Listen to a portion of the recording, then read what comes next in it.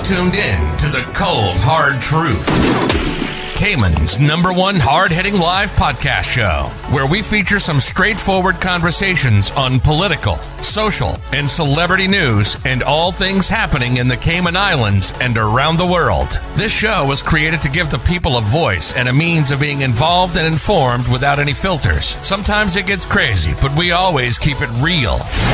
We bring you the tea, piping hot, so grab your favorite beverage and join the conversation via WhatsApp at 324-1612. Email tips@caymanmarlroad.com. Now, here's your host, Sandy Hill, broadcasting live from the beautiful Cayman Islands.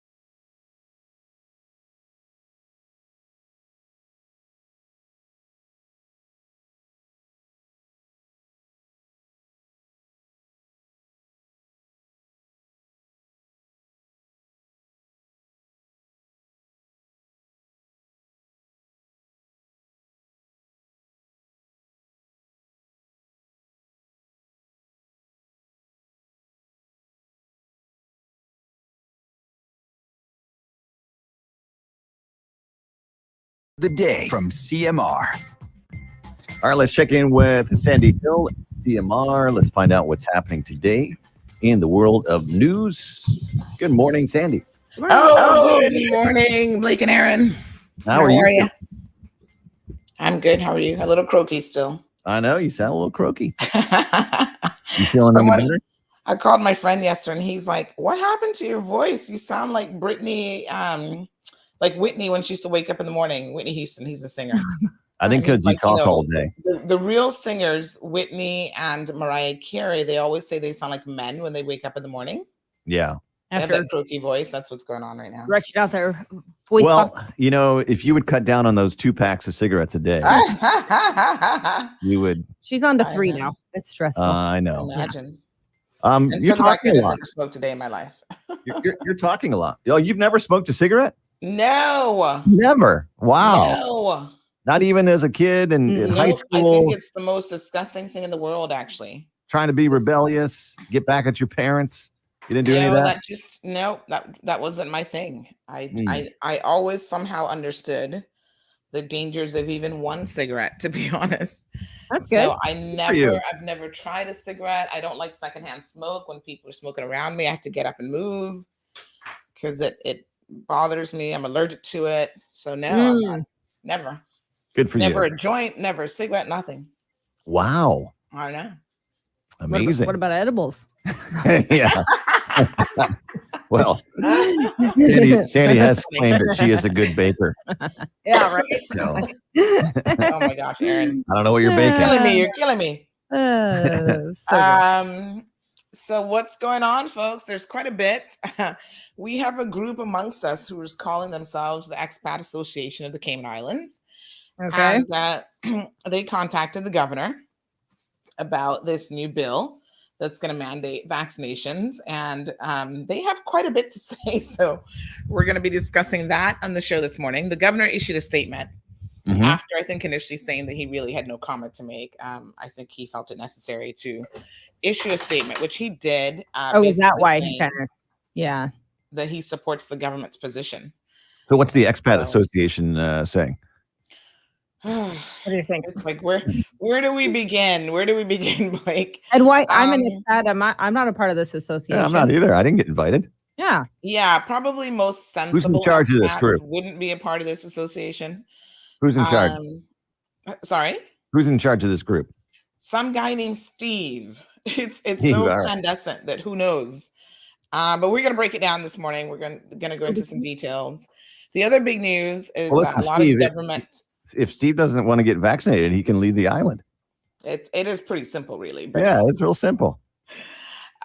We've got government schools deciding to go ahead and break early for our midterm break.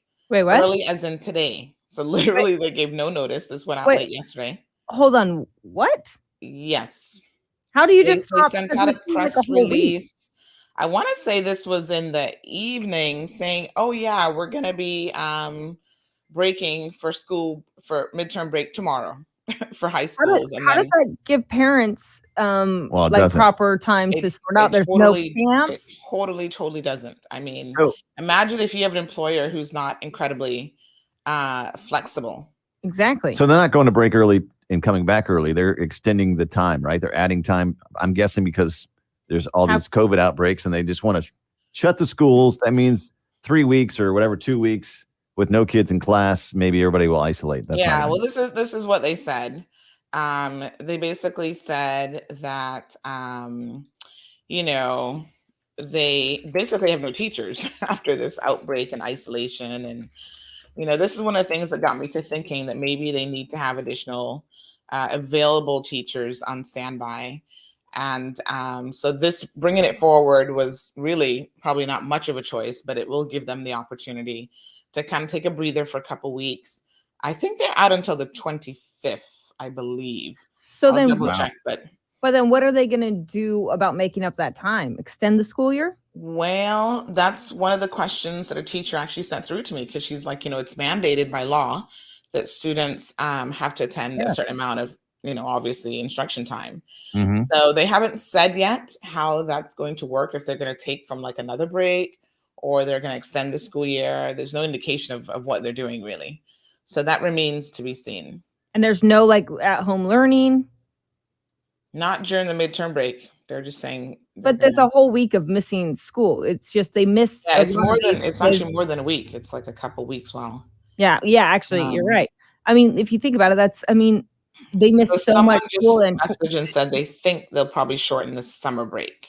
So they'll have to take it from somewhere. You gotta pay Peter, you gotta steal from Paul. So it's pretty simple, really. But they'll take it from somewhere. I'm sure of that. So did you hear that? Don't quite know where yet. Did you hear that Savannah primary has a case? Yes, we broke that story yesterday. Okay, gotcha. Yeah, year 2. At Savannah primary. Additional ones at Clifton Hunter and John Gray. Right. So someone said that it's only 3 additional days that students are actually missing, so it won't be hard to make that up. But they'll take it from somewhere. So I'm wondering, because I know it was a teacher at Savannah Primary. I wonder if that teacher was vaccinated. Any idea? I don't know, actually. That's a good question. Lately when they've been telling you, we're probably able to figure it out by the numbers they put out today, but they've actually been telling you how many have been vaccinated and how many haven't. The problem with kids, obviously, is they're not eligible to be vaccinated. Right. So there is that. I mean, it's better when you hear that it's a teacher and not a kid, because at least you know that adult has the potential to be vaccinated, Right. and likely they're wearing a mask and not spreading it. Hopefully. Yeah. Well, I mean, yeah. And in other news, the World Health Organization recommends the first malaria vaccine for children. So that was trending yesterday. That's it. That's where I draw the line. No malaria vaccine. I'm sick of these vaccines. Are you talking about like for like Africa and like places that have like? I know. Trust me. In some places of the world, malaria is a big deal. That's the number one killer. I took when I went to Zimbabwe, I took that malaria tablet so that I couldn't, because we were going to be in the bush. I got a yellow fever vaccine for South Africa. Yeah, but that's only if you went through West Africa. I went through Accra.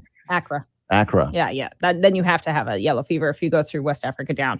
I've never flown that way, but yeah, no, South Africa. I've never taken a malaria tablet or anything when we've gone to the bush because it's been fine. But we were in, it's a big deal there, and everyone has a story about someone with that's died or from malaria there. It's very sad. So that's good news. I got that yellow fever vaccine here, and they never asked for it.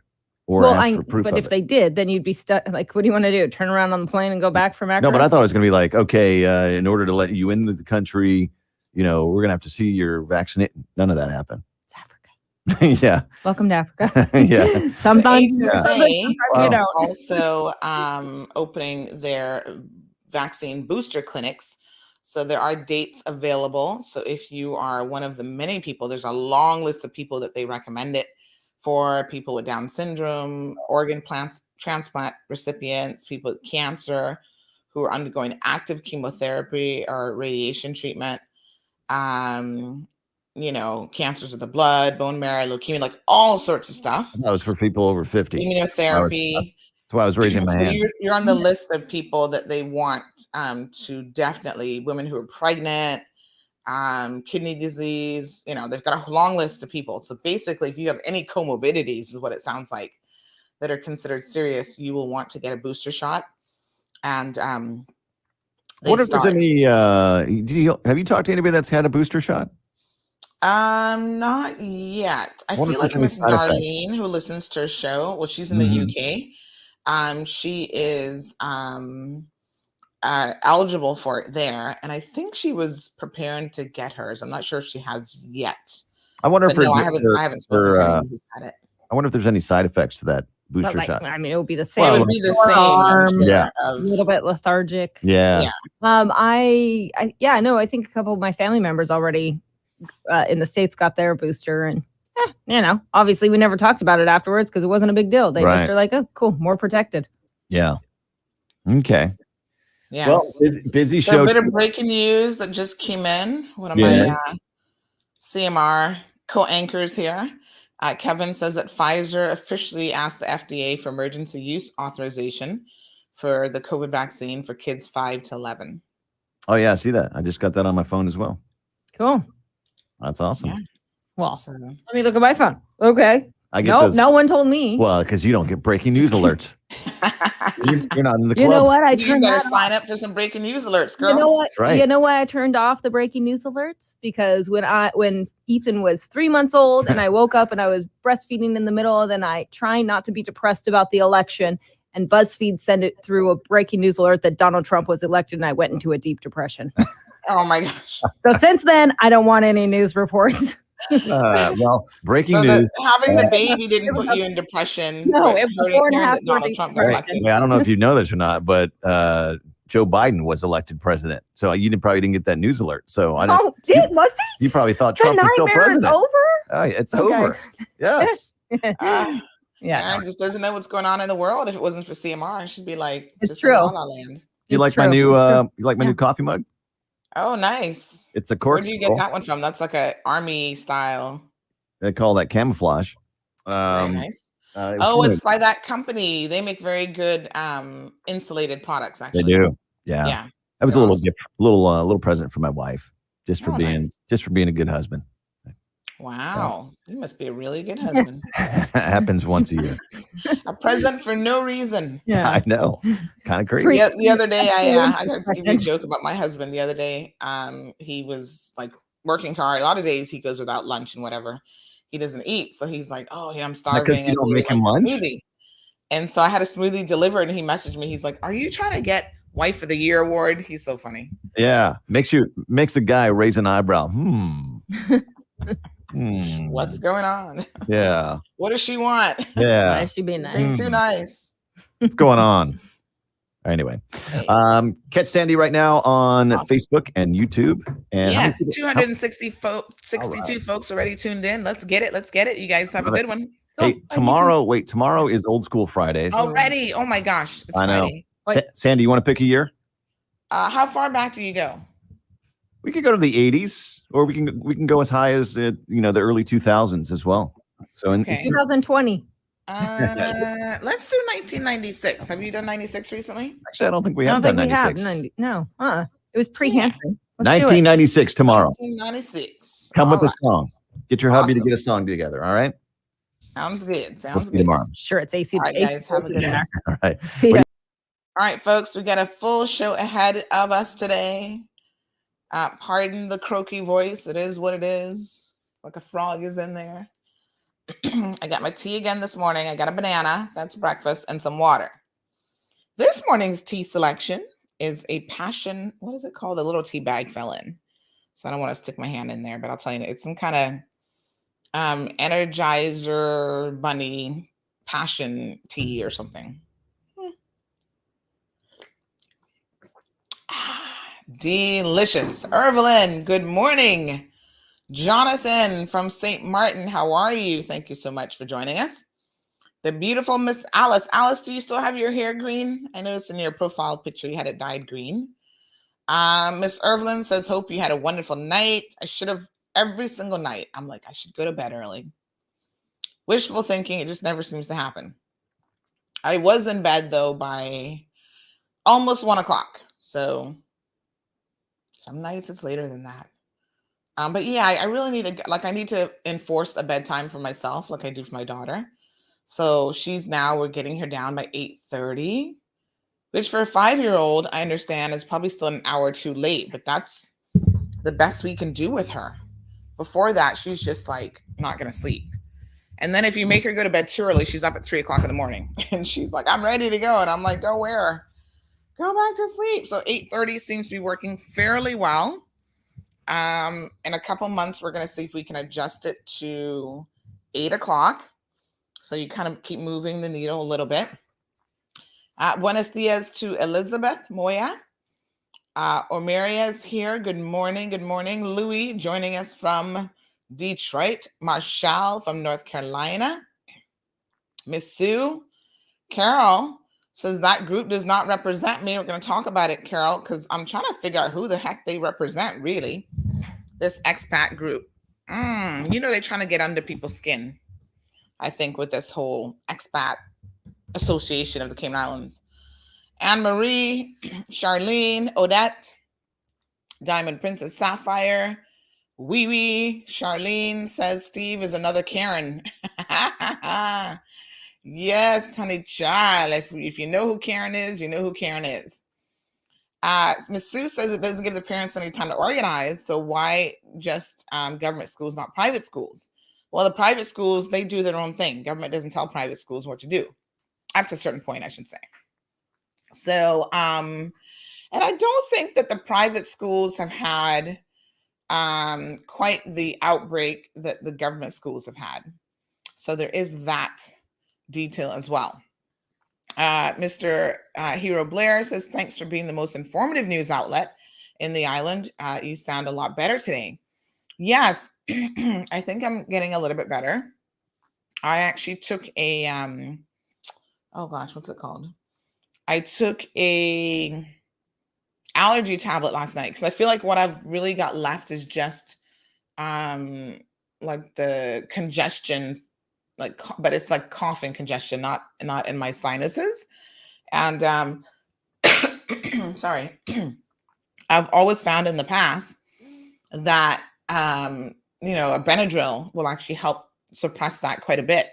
So that's what I took the last 2 nights. And that's pretty much it. But definitely I'm feeling even today that it's not as much. Miss Charlene says Caymanians wake up more and stay woke. Listen, this is our country, and whoever don't like it, don't want to take the jab. All right, well, let's talk about that, Miss Charlene. Good morning, Felicia. Good morning, Andrea. Says the worst variant of COVID is CUC. Andrea, oh my God, don't make me laugh, please. She said, them out for mad people every month, my light bill gone up and me not burn nothing. Lord have mercy. So what a hot mess. What do you say to locals who don't want to take it? I say you're a fool, like Mr. T would say. You're a fool. You better take that COVID shot.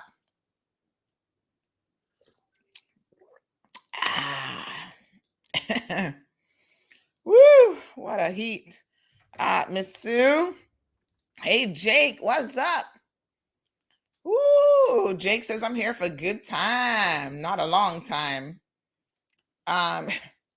Jake, that sounds so incredibly naughty. Louis gives us his little weather update from his quarantine garden in Detroit. 65 degrees for a high and 75 degrees. Wait a minute. 65 degrees Fahrenheit is the high today. And then what's 75? 75 sounds like the high. Winds at 10 miles an hour. It sounds kind of windy. Rachel says that they're not being forced to take it. However, God forbid they have an emergency and they can't be handled here. They won't board any air ambulance to go to the U.S. Oh, talking about the Caymanians. Yes. You know what? I honestly think that most Caymanians are going to fall in line because y'all love Miami. Oh, Miami's having a sale. All Miami has to do is announce they're having a back to school sale. And everybody's going to be lining up getting the jab so they can go to back to school sale. So Silverback Gorilla says it's classism. Classism. I don't think that's the right word, Silverback Gorilla. Not quite. Oh, Alice is going to do her pink hair in support of Breast Cancer Month. Oh, beautiful. Make sure you update the photo so we can see it. All right, Silverback. You're mad this morning. Why are you mad? Don't be mad. Be glad. Turn that smile, that frown upside down. You know, the good stuff they used to tell you as a little kid.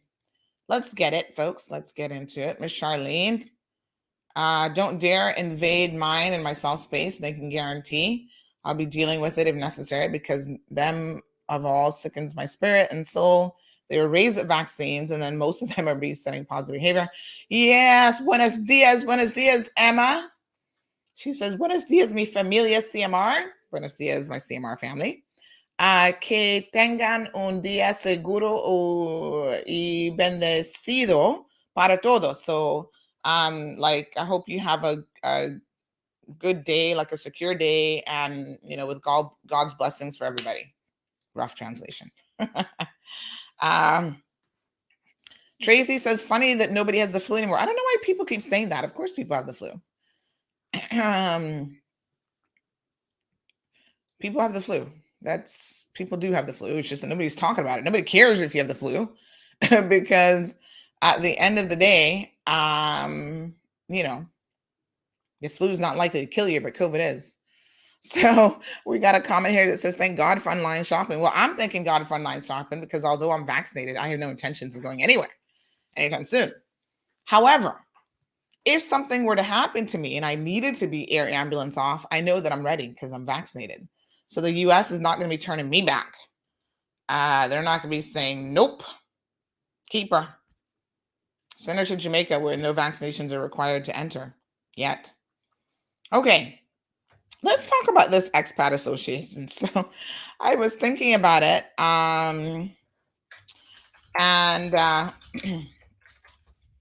You know, I'm a little bit, all right. You know, I can't lie to you guys. I have to tell you the cold hard truth. Annoyed or pissed off? Which one am I? I'm not really pissed off because I'm not entirely surprised by the antics that certain people will pull, even at a time like this. But I do think it's highly disrespectful. So let me try to break it down, right? Oh, Kevin says, start your Thursday with an attitude of optimism. It's going to be a good day. Speaking of optimism, Kevin, hold on. Let me see my daily Why don't we start out with a moment of Zen before I probably lose a little bit of my Zen. Let's go with let's go with a daily and this one is entitled, I've just looked it up here, it's called Worth.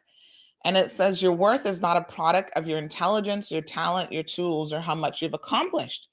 Oh, well, this is a perfect message for Caymanians and expats alike. This is a great message.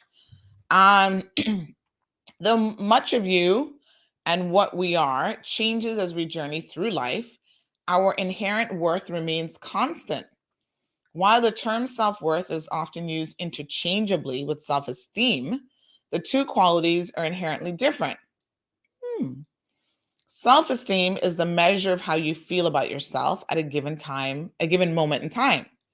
Your worth, however, is not a product of your intelligence, your talent, your looks, your good works, or even how much you've accomplished.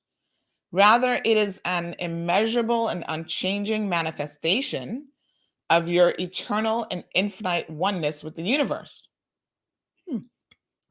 It represents the cornerstone of the dual foundations of optimism and self-belief. Your worth cannot be taken from you or damaged by life's rigors, yet it can easily be forgotten or even actively ignored. By regularly acknowledging your self-worth, you can ensure that you never forget what an important, beloved, and special part of the universe you are. You are born worthy. Interesting. Your worth is intertwined with your very being. Your concept of your own self-worth is thus enforced by your actions.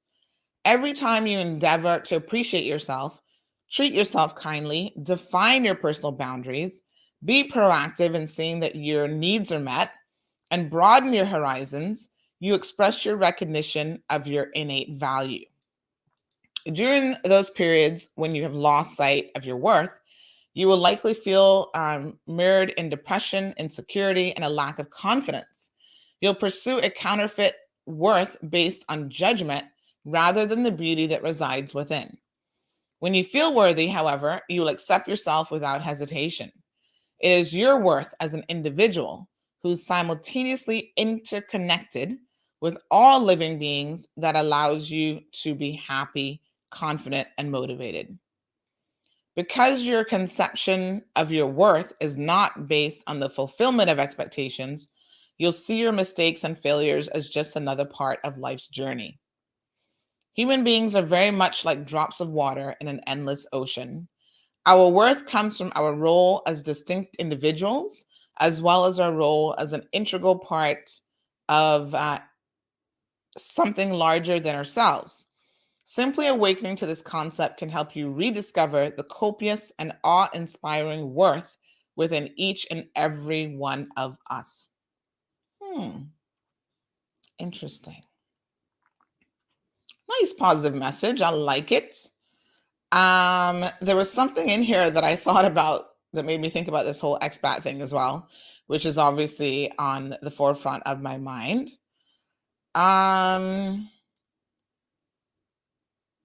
Okay. We do have some guests who are coming on, by the way. Let me just see.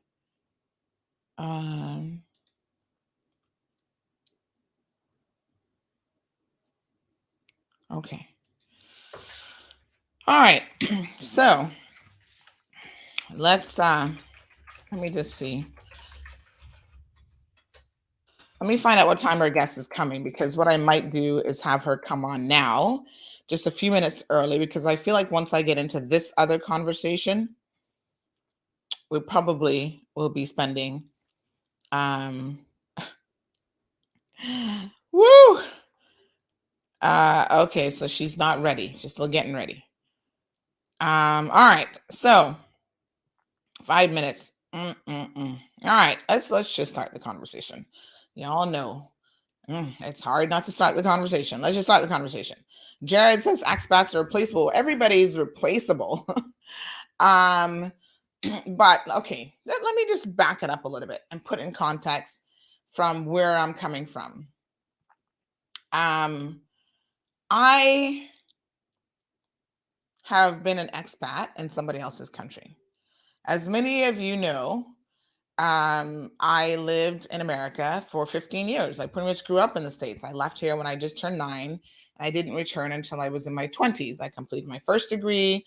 I did elementary school, starting with the 4th grade, middle school, high school, went all the way through. And as a visitor in another man's country, there were limitations put on me immigration wise. There were times when I hit university, I didn't even know what my immigration status was, because as a kid, you don't think about these things.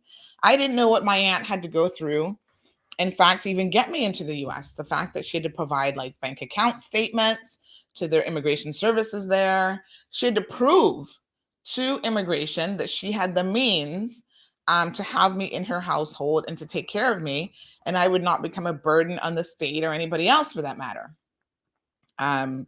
There were applications at the wazoo that had to be submitted and applied for. And then when I got to the university stage, I remember them saying to me, "Oh, by the way, little girl, you are an international student." I'm like, "What the heck is that? What's an international student? I've been here since I was 9 years old." America didn't care. They were like, "So you came in under this category as an international student. Nothing has changed, and you remain an international student." So what did that mean for me? It meant that I had to pay an international student fee, which was like 4 times the state tuition. So I was like, damn, this is the life of an international student. I'm not here on a government scholarship. That's a lot of money. Ooh, honey child. So we did all sorts of fanciness with immigration to try to see how we could. And you know what was so funny is, ironically enough, I had won some academic scholarships in the U.S. One of them was from a law firm, believe it or not, for a debate that I participated in. And, they were like, "Oh, we want to help you with this situation," because they had immigration attorneys on their team. And so they provided some assistance with me, at least getting in-state status so that I didn't have to pay this exorbitant out-of-state fee. But other than that, they didn't give 2 hoots, right? They're like, "Listen, you're an international student. We know business. It is what it is." So a lot of my Caymanian friends and family and associates, they've never lived abroad. And a lot of expats in Cayman haven't lived anywhere else either. So a lot of people have come here. This is like, they were either Canadians and they came straight to Cayman. They're Americans. So they've never had to deal with the other side of the coin. And I think it is important to have had the opportunity to deal with the other side of the coin, because it gives you a bit of insight into how things really work in the real world. Now, in the United States of America, I can tell you, right? You have rights. Some rights are universal, and there are other rights that are conferred upon you because you are an American citizen, just like anywhere in the world. There's certain jobs you can't hold in America if you're not a born American citizen. There's certain, you can't run for president if you're not American born, for example. There's certain federal jobs that they reserve for born American citizens. And this is anywhere in the world. And so the concept that people, and in the back of my mind, it's like a colonialism kind of concept, right? Where I can move anywhere in the world and I get to demand my rights. So I get to say, well, no, I wasn't born here, but I should still be able to run for president of the United States. Or I need to have this federal government job because, I just feel like that goes against my human rights. We have, in a sense, and I'm all for human rights, believe me when I tell you, but I think that the argument has sometimes, in the realm of the average person, gone so far the other way that you think you have a human right to everything. You want to be a child molester. Well, I have a human right to molest children. No, you don't. You want to be a thief. Well, that's my human right. It's like a Bill of Rights, human rights doesn't extend to everything. So, just throwing that argument out there and hoping that it sticks to every single thing is a bit stupid if you really want the truth. Because in the world of law, constitutional law, human rights, that's not how it really works. So am I perturbed and a bit put off by someone even having the audacity to set up an Expat Association of the Cayman Islands? Yes.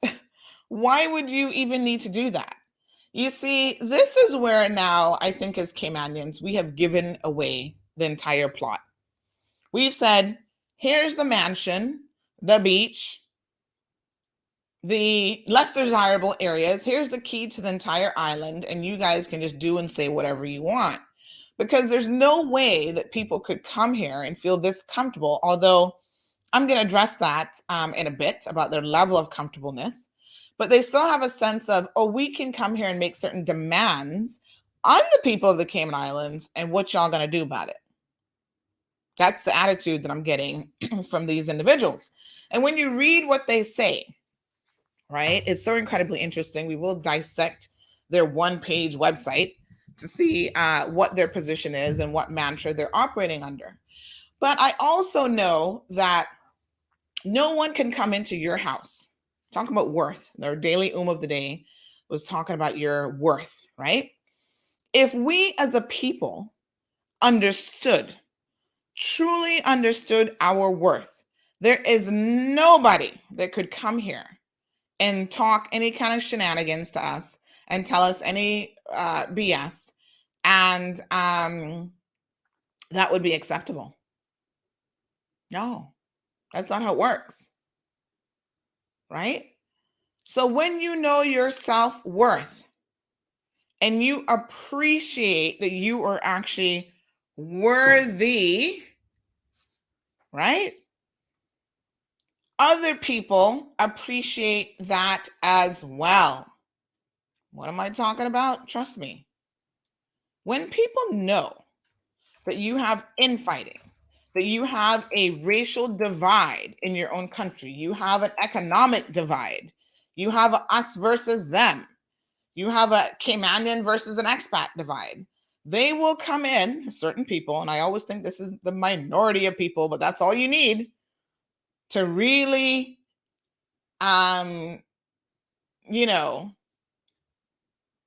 erode the confidence of an entire country. But if we understood our self-worth as Caymanians, nobody in their bloody mind would come here and be trying this kind of baloney. But they know Caymanians are a group of people that are divided at their very core. Oh, Lord Jehovah. How many ways are we divided?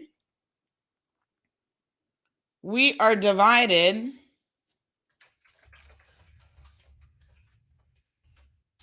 in so many respects.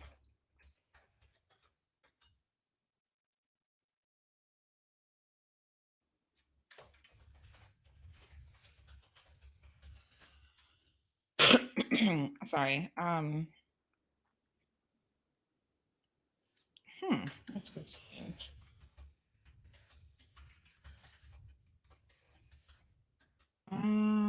Okay, our guest is having a bit of an issue. Let me just find my phone.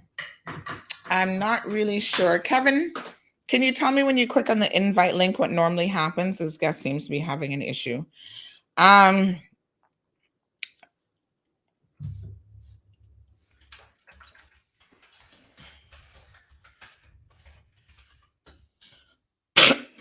Sorry. So, when we are divided amongst each other, it becomes so much easier to pick us off one by one. And I tell you what, people know that, right? So they come in and they see that they can divide and conquer. That's why they say that.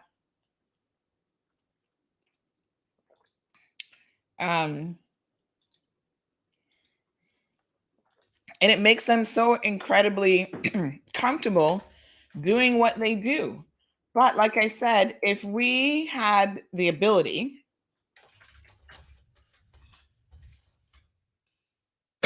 to stand together, unified.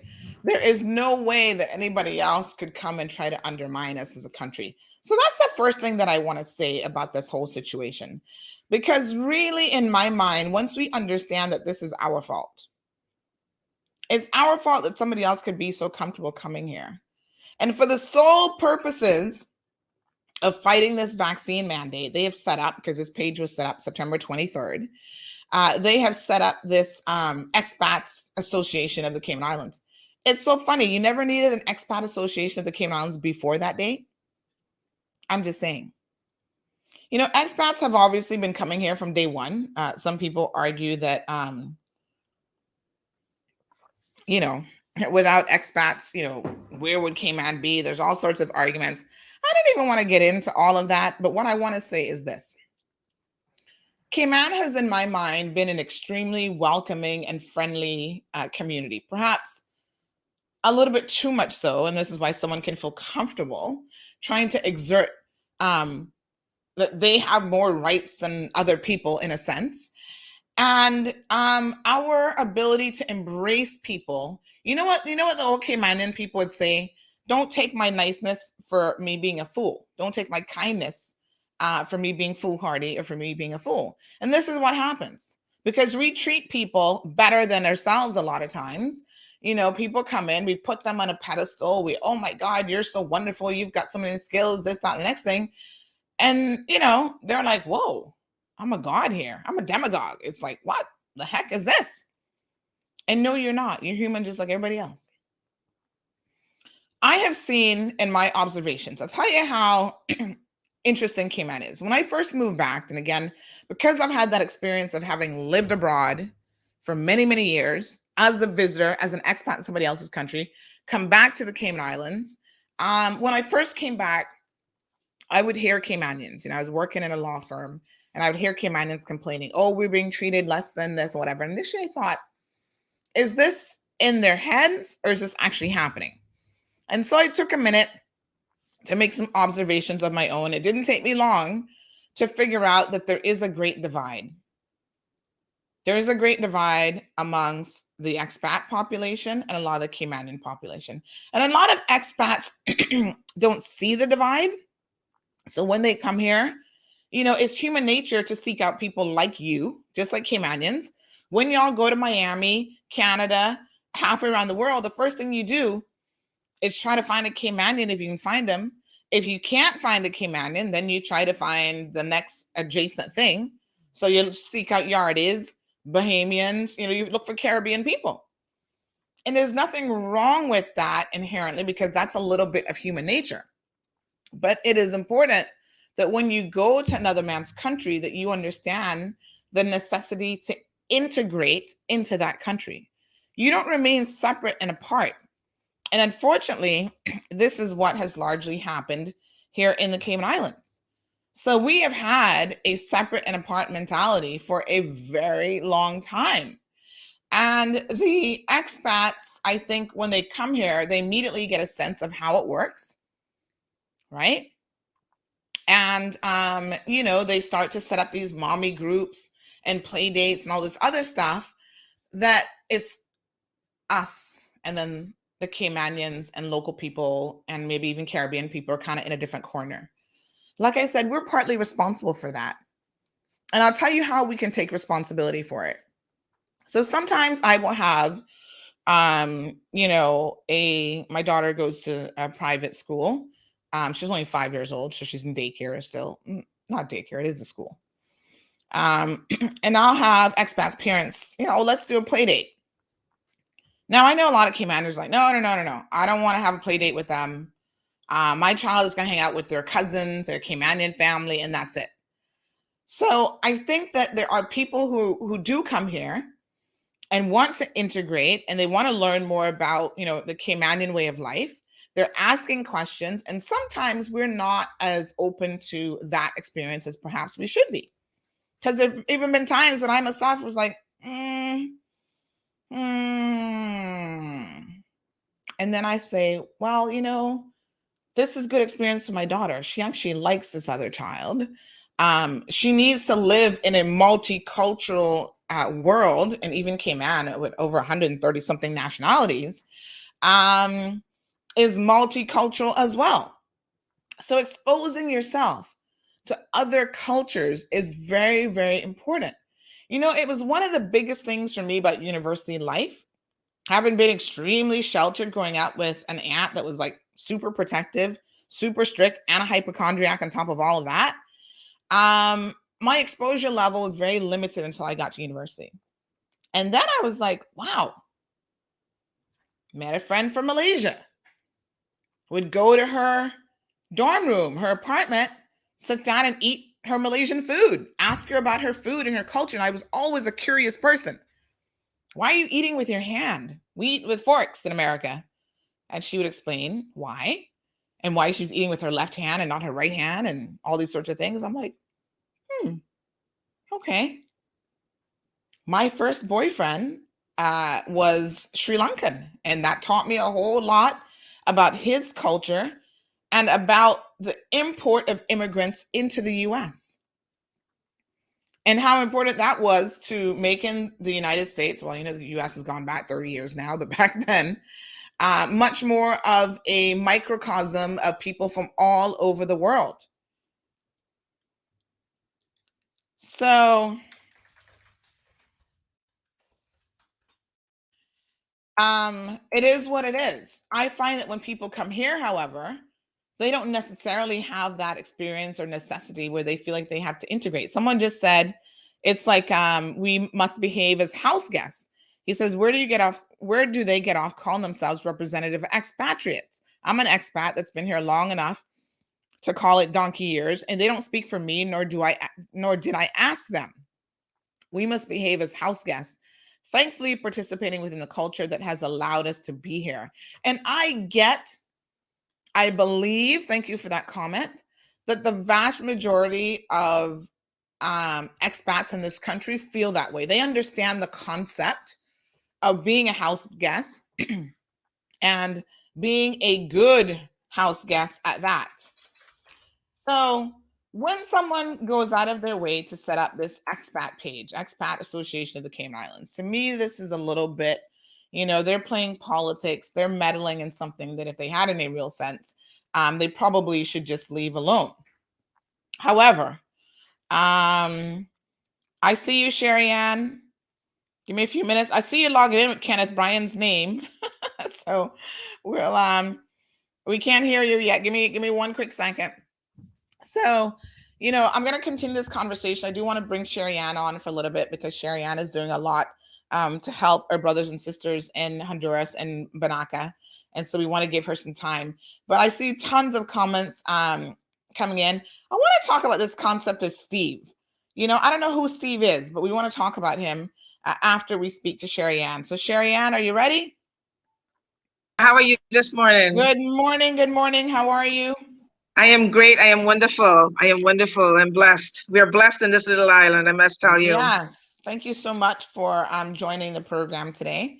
Now, Sherry Ann, I know that you have been hard at work doing a number of things to assist the people of Banaca. So we do have some photos here of some of the things that you have been busy doing. So give me 1 second. I'm just going to share this, and then you can tell us what this is all about and what you've been up to. Thank you. So this is a donation of goods that you're preparing to send to Banaca. Now tell me, why, Sherry Ann, were you motivated to help the people of the Keys there, the Bay Islands? Okay, the Bay Islands, my husband was from the Bay Islands and my kids are for my husband. So I've been to Banaca about 67 times. That's my favorite little island. There's no cars there, you know, and it's a beautiful island. And they're in need right now, and I stepped up to the plate because we got families, sisters, brothers, uncles. My kids, all of their cousins are from there. All of their houses is just burnt right out. So I decided to jump on this right away and assist immediately. It's hard work, but I'm getting it done. I have gotten 5 containers donated from Hyde Shipping, and we have 1 container almost full already. I had a lot of donations the day before and last night. We had a huge meeting at the Honorable McKeever Bush House, which he's the chairman of this company, and it's a humanitarian team. We got it named Banaka Humanitarian Team. Mm-hmm. So we've been working hard. We need a lot of stationery supplies, everything, anything that we can get.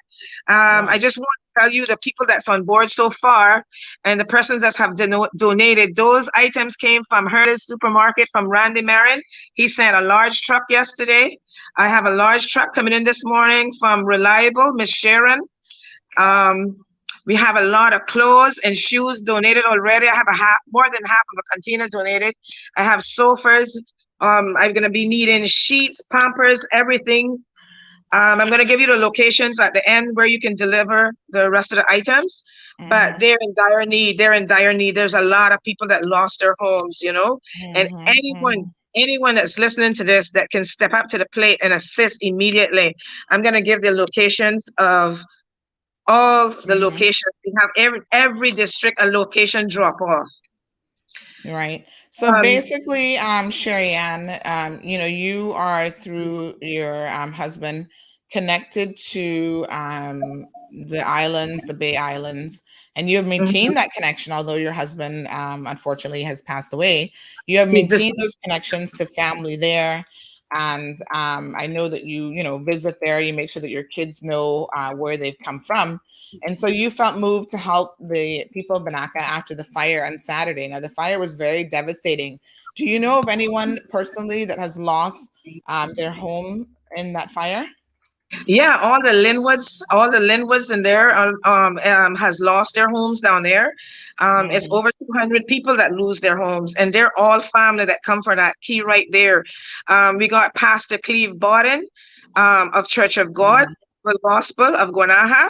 He's going to be collecting the stuff that's once is being donated, because he lost his house.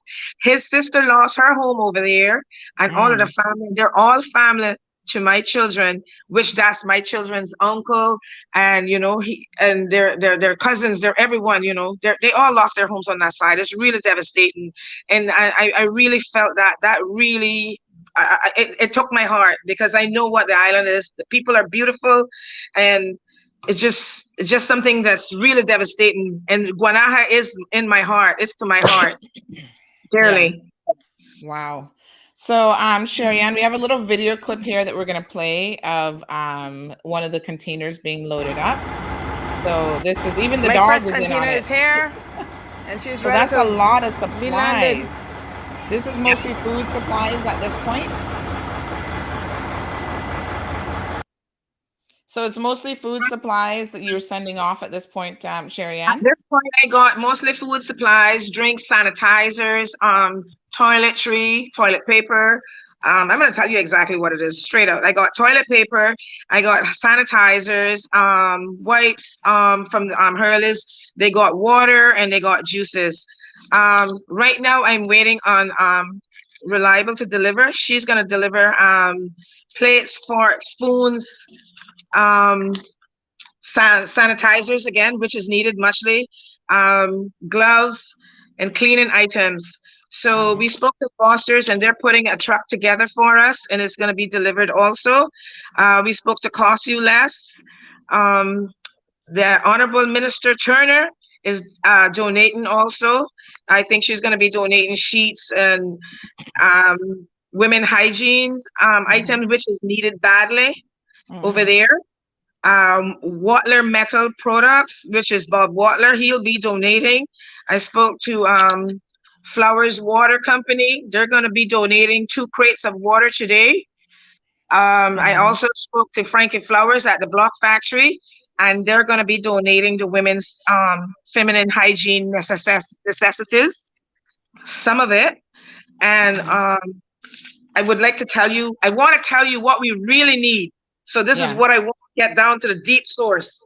So we need toilet tissue, we need sanitary feminine supplies, toothpaste, bath soaps, washing soap, deodorant, Pampers. We need Pampers also for the elderly. That's most important. The Pampers for the children, yes, but the elderly needs Pampers. We need pillows. We need pillows. Okay. Sheets. canned goods, sugar, flour. You know, the back end uses a lot of flour, so they need some flour, and that will help. That goes a long way because that stretches. We need powder milk, we need cereal, corn flakes, towels, rags, cleaning supplies, mop, brooms, anything that they can assist with in that area. I also got a letter signed from the What about the rebuilding effort, Sherry Ann? Are you guys doing anything in terms of yes, like building materials? Yes, we have. We have spoken to also Miss Orma Arch is the treasurer for this company, and she has spoken to Dart, and they're asking for a container to be loaded down there. But Okay, right so now, this is Miss Irma, our good friend from Miracle Brokers. yes, she is, and she is working on board with me hand in hand. I was in her office from 10 o'clock until 12:30 yesterday, and she is a treasurer for the company. So also want to say that anyone wants to donate money, all monies must be donated to the Premier office, or it can be donated to the Honorable McKeeva's office, or it can be delivered to American Broker's office to Miss Orma Arch herself. So all monetary donations will be going directly to those three people. I will not collect no funds at all, just supplies. I have the containers and space for supplies. Yes. And I think that's important because we've seen in other instances in the past where people were collecting donations. I mean, I'm thinking of a particular young man, and he had a container full of stuff that was supposed to go help some poor people in Haiti. And, you know, because he got a lot of donations, but he hadn't figured out the logistics of actually getting the goods to Haiti. The stuff never left Cayman. And then when he subsequently ran for an election, he was taking goods out of that container, given to people who he wanted to vote for him. So we got to make sure that this stuff is organized well. So Sherry Ann, I'm glad to see that people like yourself, Miss Irma, the Speaker of the House, Mr. Bush, are all leading this because, you know, we have faith. The Honorable Premier, he's on board with me 100%. It's just that he's been busy, so he left it up to me and my team to organize. My assistant is Omira Gordon. I have Miss Torna Douglas donating her time after work, and she's a CBC officer. I have Elvis Cook. He's a CBC officer. He's donating his time in the evenings after work. Now, big up to Elvis and everybody who's helping you. So Miss Emma wants to know about drop off, and Patricia's asking if there's a bank account number for people who want to do donations online. So here's some of the locations, folks, where you can drop off goods. So Garnett, you've got West Bay, from Tuesday to Friday from 2 p.m. to 7 p.m. at the Langley Powery building. That's that big white building next to Heritage Park by Ed Bush Field. You can contact Sophia Bryan or Ava Tomlinson. You've got North Side. They're doing donations at the Craddock Civic Center. Contact Feliciana Ebanks. And in East End, they're doing some there on Seaview Road at Carmelie Pearson residence. And the contact for that is pending. Do we have a contact for East End as yet? Yes, we will contact her today. She just was not available at the moment. I think she was in a meeting all day yesterday. Okay. So again, folks, this is a collection for the people of Guanaja, aka Banaka. Please donate and give what you can. You know, I would imagine that they need a lot of building supplies and cleaning supplies at this particular time. I'm sure that Miss Sharon from Reliable will be sending, you know, sanitary cleaning supplies, because after, you know, a disaster like this, one of the biggest things is, you know, short of the post-disaster, people getting infections. There were some people who were severely burnt, I know that, and had smoke inhalation that had to be sent to Rotan for treatment. So there's a significant need. Thank you so much to all of the organizations. Sherry Ann mentioned that the DART organization is going to be helping with some building supplies and so forth as well. And I imagine right now the biggest thing is trying to clean up the fire debris. I don't even know where all that debris is going to go, but hopefully they're doing it in an environmentally safe way. The disposal of that debris, and then to help these people try to rebuild their lives as quickly as possible.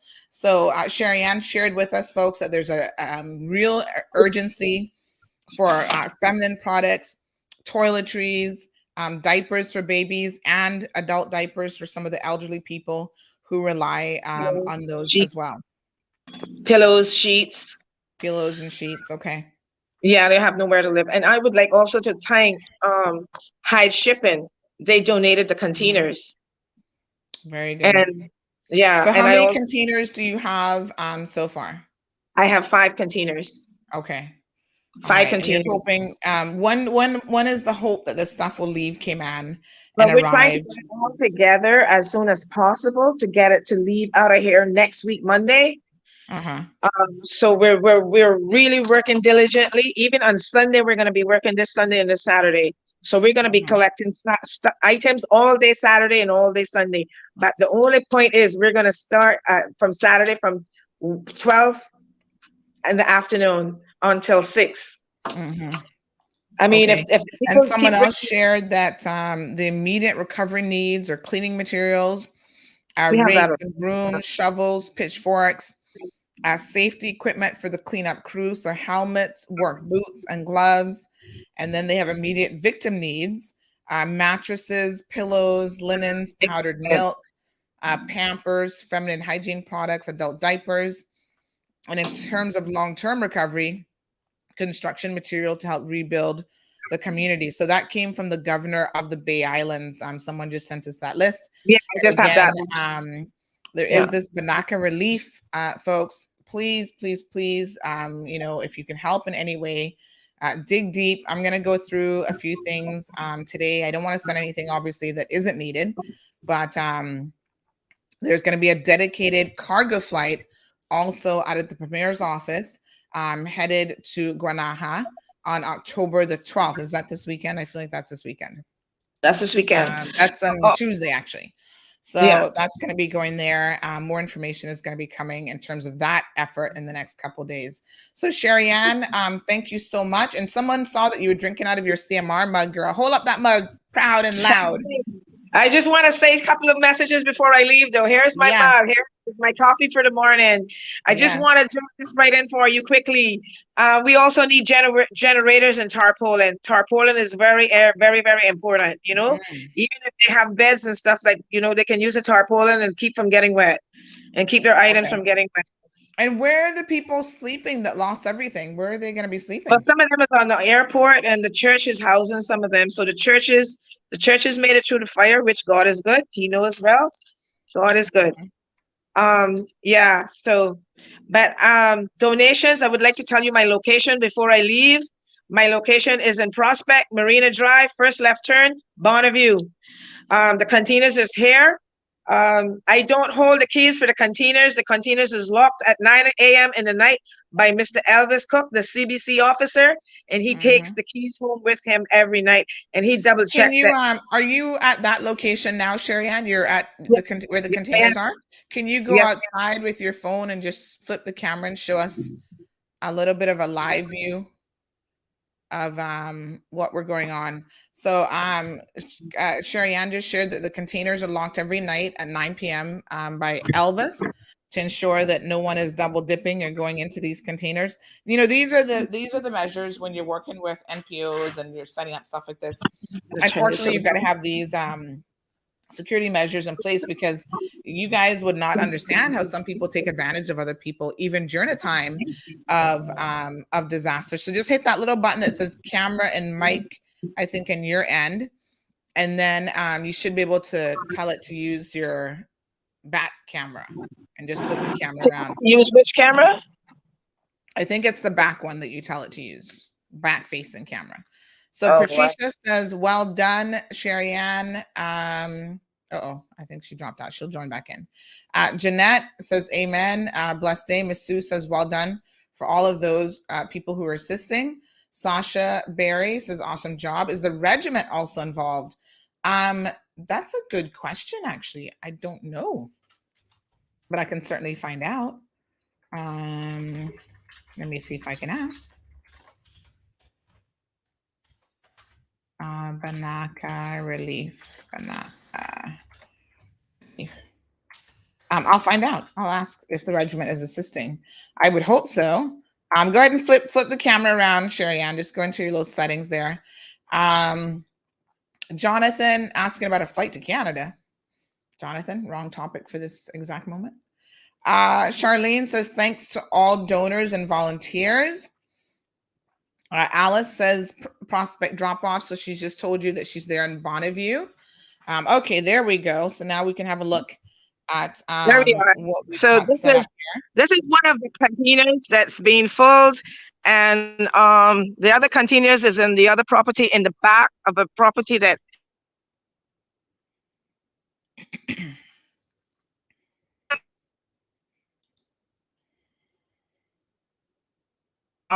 to this morning.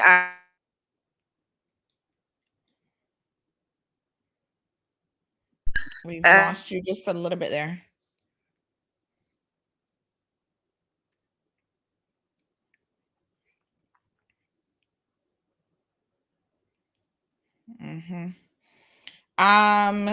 So Sherry Ann, we've lost the connection. Looks like it's a little bit spotty.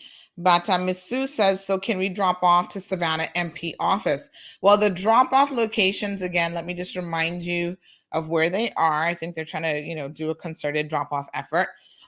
So we've got East End, North Side, West Bay, and then you can also go straight to Prospect. So if you're in the Savannah, Newlands area, I would suggest just going to Prospect because that's the closest location. So one second, Sherry Ann. So you can certainly go there and drop off. Okay, my dear. Well, thank you so much, Sherry Ann, for the information. I hope that people now have a better idea of the efforts and what is needed at this particular time. And there will be, I'm sure, lots more donations coming in. It will. And I would like to say thank you very much to the Honorable McKeeva Bush for having the meeting the other night. We had over 200 and odd people showed up. And I would like to thank the Honorable Premier Wayne Panton for assisting, and the Deputy Premier Christopher Sanders. Thank you all. And Miss Arma Arch, she's 100% behind me and helping me with everything. Hyde Shipping, Lemmy's Trucking and Greasing, Thompson, all of those people that assisted so far. Thank you very much. Keep dropping the items off as we go. We are ready and we are here to collect. Please, please, This is for our neighbors. They are one of us. Everybody in Cayman is family to Banakians. We are related. We are linked. We are all linked some way. Please, they need assistance immediately. Thank you all, and I appreciate it. Have a wonderful, pleasant day. Yes, thank you so much, Sherry Ann. Thank you. And someone else is mentioning maybe some books and toys for kids, because of course, young children would have been impacted by this as well. And they're probably going to be,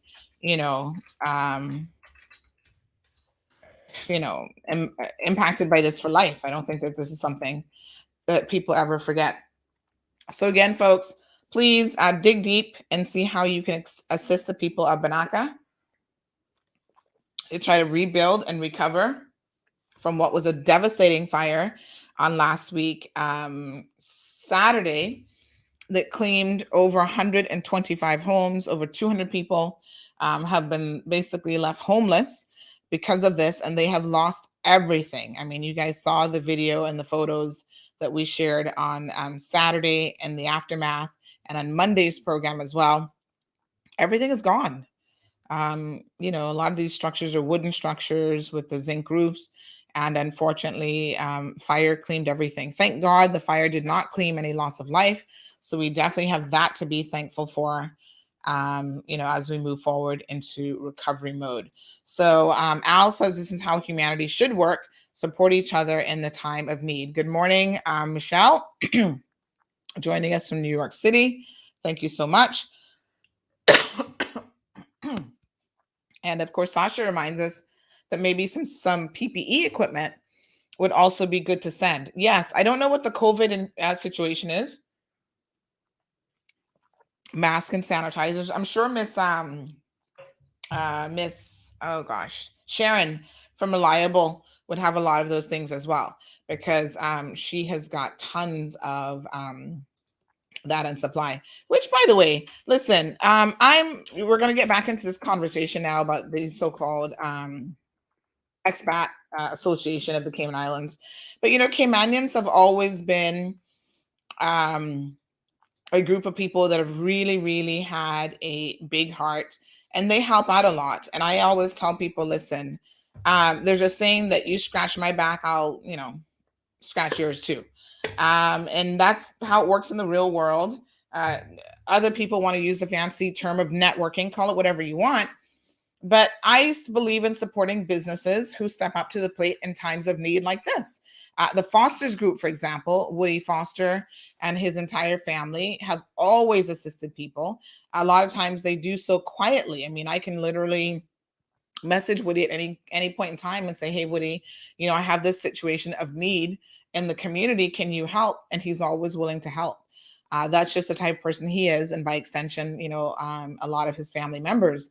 And Miss Irma Arch, she has Miracle Brokers. So even in the past, she has helped with the logistics and organizing of containers and making sure that, because the shipping part, like I said, it's one thing to get people to have a big heart and to donate.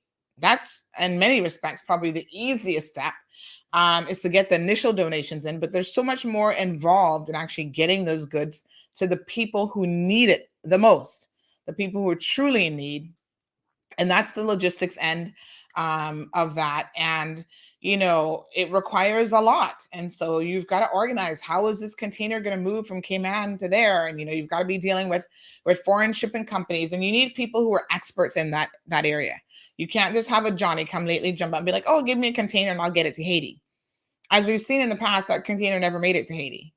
And a lot of you don't even know this, and I'm not calling the person's name for a reason, but that container sat on a field on West Bay Road for years. So much so that the election before the last election, when this person ran for political office, they were going into that container, taking out donated goods and giving to people who were going to vote for them. That's the kind of foolishness we don't want any part of, right? So, folks, work with people who, are honest people, who are professionals in their own right. So Ms. Irma is a professional logistics queen. She's the queen of logistics. Big shout out to Hides for providing containers. They will ensure that these supplies get to the people of Banaka, that they get where it's supposed to go. So that's incredibly important. Big shout out to Ms. Sharon. Support these local companies. You need any Purell products? Right now, Ms. Sharon's got toilet paper, paper towels, Purell products, hand sanitizers. A lot of schools are very, very concerned about the spread of the coronavirus within the school and through the school children. Go and stock up on supplies. Ms. Sharon even has professional sanitation services where you can actually go and get your facility professionally sanitized, which, trust me, right now, that's exactly what you want to do. You don't want to mess around with having a, we'll just bring in a helper to kind of wipe down the place. No, let the experts do it. And the folks over at Reliable are experts in that area. You need something shipped to and from the Cayman Islands, expat friends. We're going to go back to talking about you in a second. You're moving here. Good. Use Reliable use Miss Irma, which is Miracle Brokers, to help bring in some of your goods. These are the companies that, as Caymanians, we can stand behind because they help in a time of need. So here's Reliable, folks. Look at this. Electrostatic sanitizing service. Fancy stuff, but it does the job at a professional level. So 10 times better coverage than traditional spray and wipe. This is what y'all need. So contact them today, folks. They'll be able to help you out. 949-9303. So thank you so much. All right, let's turn back now to our conversation. Good morning, Lizette. Jonathan, I don't know what Jonathan is saying. Pam says, do you view UK citizens as expats? Yes. I hope Jonathan wasn't saying no to that, because yes, we do. If you're not a Caymanian, then you're an expat. It's as simple as that. Now, that's the simple answer. The more complex answer is, obviously we're kind of part of the UK. We are an overseas territory. There's that colonial relationship. And, Pam, I don't know if you live in the Cayman Islands or not, but it's kind of something that I myself have had to understand, because being a foreigner in the United States of America, because we don't really use the term expat in America, to be honest, that's a British word, is a little bit different than being an expat on an island, right? So it's interesting that we have this connection to the UK. There's a lot of Caymanians who, despite being Caymanians, and yes, we're overseas territory, they will never hold a UK passport. They don't want a UK passport. And to be quite frank and honest, they can't stand the mother country. I'm just giving you a dose of the cold hard truth. I have some older people that are like, what do I need a UK passport for? No thanks. When it became available, there's a lot of perhaps younger folks, and some older folks too, who took advantage of it. They wanted the opportunity to be able to travel to Europe, or even to go and move. And we have people, Miss Darlene and others, who are living in the UK. And they have that benefit because of our association with the UK. Other people don't really see that kind of, they don't see it as a positive relationship. They might not want to sever the ties, but they see it as a very colonial and restrictive relationship. And it runs deep. Having said that, Caymanians are people who have mingled and integrated with others when it was necessary. And so we have Caymanians all over the world. Banaka, Honduras, there's a lot of connections with people from Honduras, a lot of connections with Jamaicans, and all over the place. So we have a lot of people who are connected with us through the UK route as well, family members there and so on. But listen, this Expat Association of the Cayman Islands, which is some guy named Steve, I don't even know if I should be taking Steve seriously, and I'll tell you why. So, of course, they sent us an email on, let me see where Steve's email came in, Shell. They sent us an email, I think it was yesterday. Let me just see if I can find Steve's email.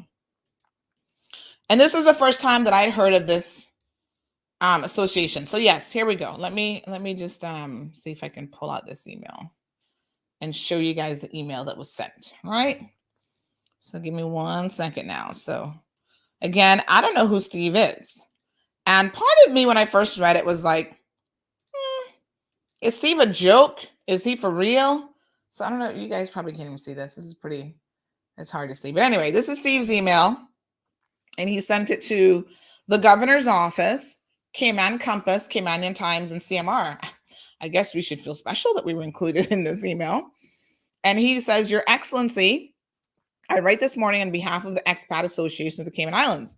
And for the benefit of anyone just tuning in, apparently this is a very new association. By all accounts, it looks like it just sprung up maybe a week or so ago on September the 23rd. So not a long-standing association by any stretch of the imagination. And he goes on to say that disappointed at the passing through Parliament of the vaccine bills yesterday. We believe the bills are discriminatory and divisive. Specifically, they breach the Cayman Islands Constitution. They breach the European Convention on Human Rights. So that's the ECHR. They breach the UK Equality Act 2020. Now, why Steve would think that the UK Equality Act 2020 applies to anybody in the Cayman Islands is a bit of a peculiar point, because we know that Cayman has its own legislation. There are some pieces of legislation that extend to us. So, for example, the ECHR, which does that still extend to us now that the UK has broken away from the European Union? I'm thinking it probably doesn't. Can we have some legal and constitutional experts answer that question for me? So y'all might be having that fall away thanks to the UK's decision to what's it called? Brexit, whatever the heck they're calling it. And the irony of that is that decision was largely made by the people of the UK because they were sick and tired of other nationalities encroaching on them, other Europeans telling them what to do, taking their jobs and so on. So it's so funny when they come here and try to exert their position as though this is the UK for them, and it isn't. Going back to Pam's point, and we'll talk about the independence here in a second. And Pam, your point is very, very interesting, and I'm going to address it just here in a second. So it says that we see no grounds to mandate the vaccination of half the population while leaving the other half free to choose. It makes no sense with regard to one half being more at risk and riskier than the other. We seek a response from your office with regard to the governor's constitutional duty and an opinion from him with regard to his view on whether he believes, as we do, that this legislation is divisive and discriminatory, provides little to no additional protection to the population other than the individuals themselves. And at a time when the island's population should be drawn together to protect them through good leadership, clear communication, and a sense of security, we are faced with a local government who are now seriously mismanaging the pandemic. Okay. The government are facing through impulse or acting, through impulse and emotion, reacting to hysteria, it says, and now driving through legislation that is, in our view, unlawful. As your primary role in these islands to ensure good governance, we implore you to act to protect all expats from this discriminatory and divisive action. Yours on behalf of our association, Steve. So I don't know who Steve is. And then he puts a note at the bottom about,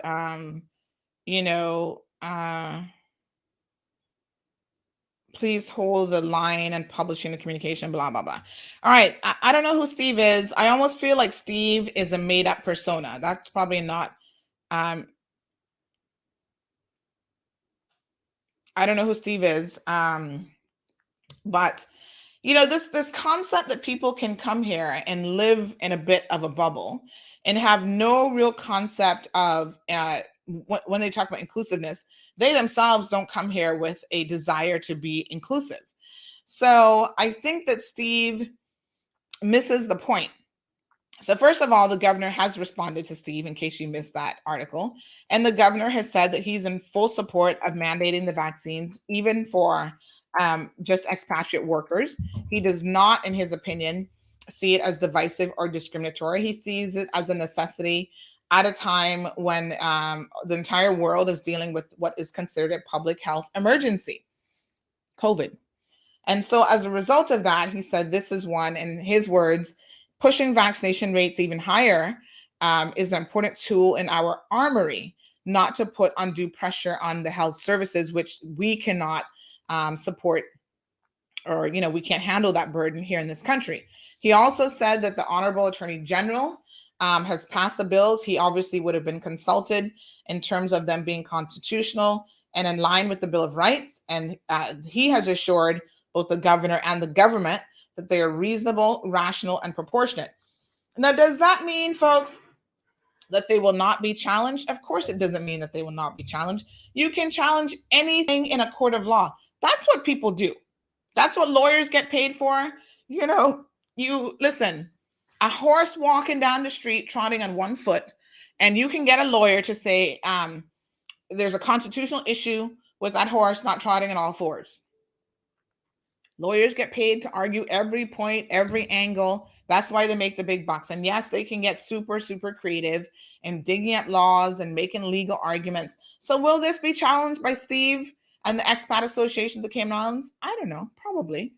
The courts are there, and the governor did say that as well. The courts are there for that purpose. So he doesn't interfere with that arm. He doesn't interfere with the judiciary. And if someone feels like they have a legal argument to make, then you take it to the courts, and the courts will decide. And, you appeal it if you don't like the decision. You keep going and do what you have to do. So Pam says, are you looking to go independent because the idea of the currency money falling is preposterous? I'm not really sure that I'm quite understanding the question. Pam, what I would say to you is this.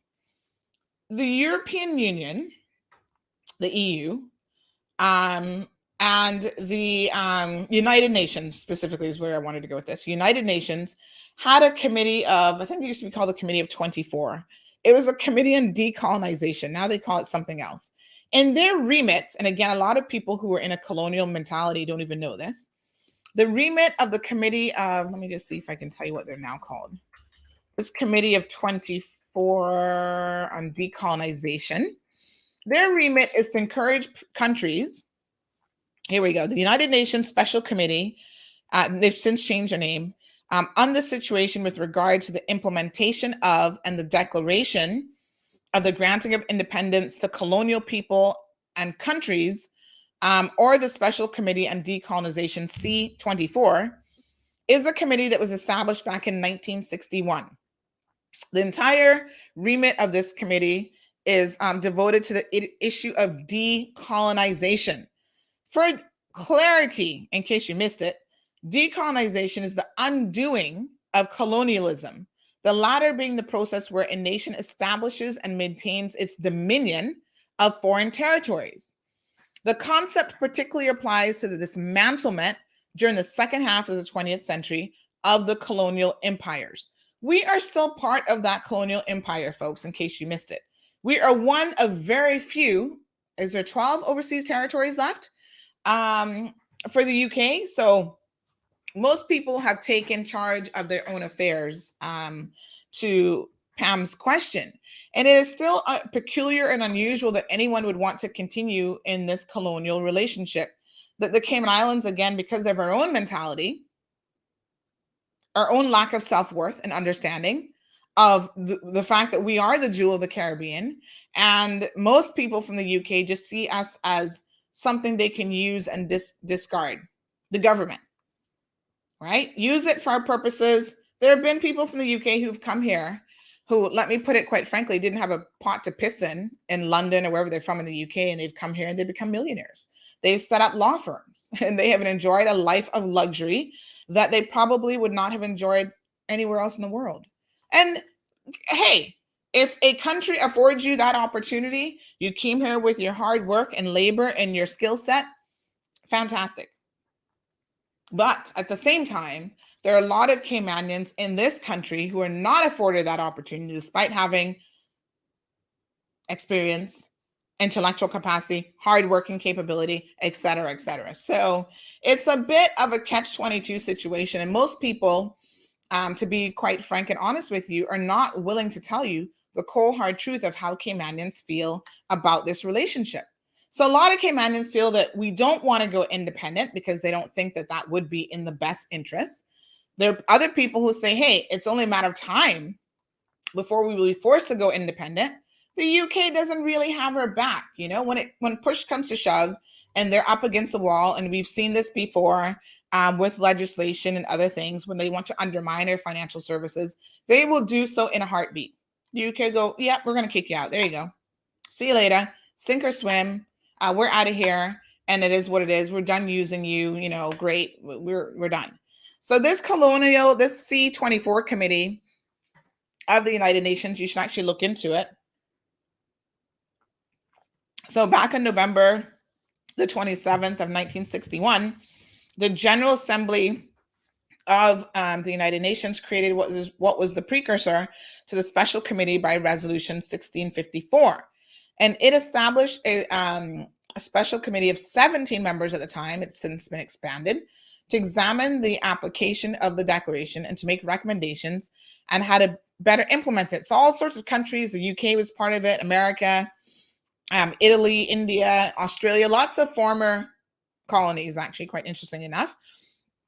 And so then this 24, the number 24 comes from describing the committee, even though technically it has 29 members. So the idea is that the international decades for the eradication of colonialism, in the 60s, a lot of countries decolonize themselves, right? So all over the Caribbean, Jamaica, for example, I don't know what year Trinidad did it, but most countries around the region have actually done so. And there's an entire map here that shows you, who has left as colonies and really who remains. The remaining list is a very, very small list indeed. So for the British territories, non-self-governing countries include American Samoa, Anguilla, Bermuda, the British Virgin Islands, the Cayman Islands, Falkland, French Polynesia, Gibraltar, Guam, Montserrat, New Caledonia, Pitcairn, St. Helena, Tokelau, Turks and Caicos, and the United States Virgin Islands, which is part of the US, obviously, and Western Sahara. Interestingly enough, the English, United Kingdom, has more non-self-governing countries than anybody else. So they have remained the biggest colonialistic empire even in 2021. So they have 1, 2, 3, 4, 5, 6, 7, 8, 9, 10. I feel like there's some others. The United States has 1, 2, 3, according to this list. France has 2. Spain has 1. And New Zealand has 1. So, people have a right to self-determination. Now, how that plays out, of course, there is a situation, let me just say, with China and Hong Kong, which is a little bit different. But most countries have disengaged. Russia claims that they still have 26 territories that remain under their colonial rule. We won't get into Russia, but the U.S. retains Puerto Rico as an unincorporated territory, and the United Kingdom, it says, has hindered the British Indian Ocean Territory from decolonization by illegally detaching the Chagos archipelago from Mauritius. So listen to me. The history of colonialism around the world has not been one that anybody should be proud of. If you are a British citizen and you don't understand the devastation that colonialism has done to countries all over the world, from India to the Caribbean, then you are not well informed. The most interesting thing about it is, even in the 1960s, when countries were trying to pull away from the UK and move on, there were countries, the mother countries did a horrendous job of trying to stop that progress at any cost. And if that meant destroying these countries economically, so when Pam talks about the idea of the currency money failing is preposterous, what is preposterous, Pam, is that the UK government did everything in its power, for example, to, prevent countries like Jamaica and St. Vincent and the Grenadines from being successful colonies, former colonies, right? So when they decided to go independent, they purposely went after industries such as the sugarcane industry, the banana export industry, and others to cut them off at the knees. This is what the mother country does. And so those of us who have a little bit of an understanding of this relationship have no delusions about what will happen if we go independent. Will the UK support us in that move? Not really. Will they do things that will subvert the people of the Cayman Islands and make our, financial security unstable? Probably. Don't take it personal. I'm just telling you what happens. So they have not, they will rape and pillage and take and take and take. And then when it comes to them actually giving back to the respective territories that they've taken from for so many years, they're not as inclined to give back in any meaningful way. And there's tons of reports that you can read that have come out of this special committee. People have recognized exactly what has happened. So as one of the few remaining, territories that is still considered a overseas territory, it is really, really quite interesting. So Grenada, interestingly enough, the ambassador for Grenada and permanent representative of Grenada to the United Nations, Her Excellency Keisha Maguire, has actually been reelected as the acclamation of the C24 chair for the 2021 term. So she is chairing that committee, and she was reelected in February of 2021. You see, to me, it's very interesting when you have a concept of colonization and you have the ability to go into a colony and to reside and to live. And then you want to exert this idea that somehow you're actually here to run the show. And it doesn't sit well with a lot of Caymanians. I mean, a lot of Caymanians will tell you, listen, we have some of the biggest hearts in the world. We will accept people. We will welcome you. We will roll out the red carpet. And there are people who argue we've done it too well to make people feel a little bit too comfortable as a guest in your home.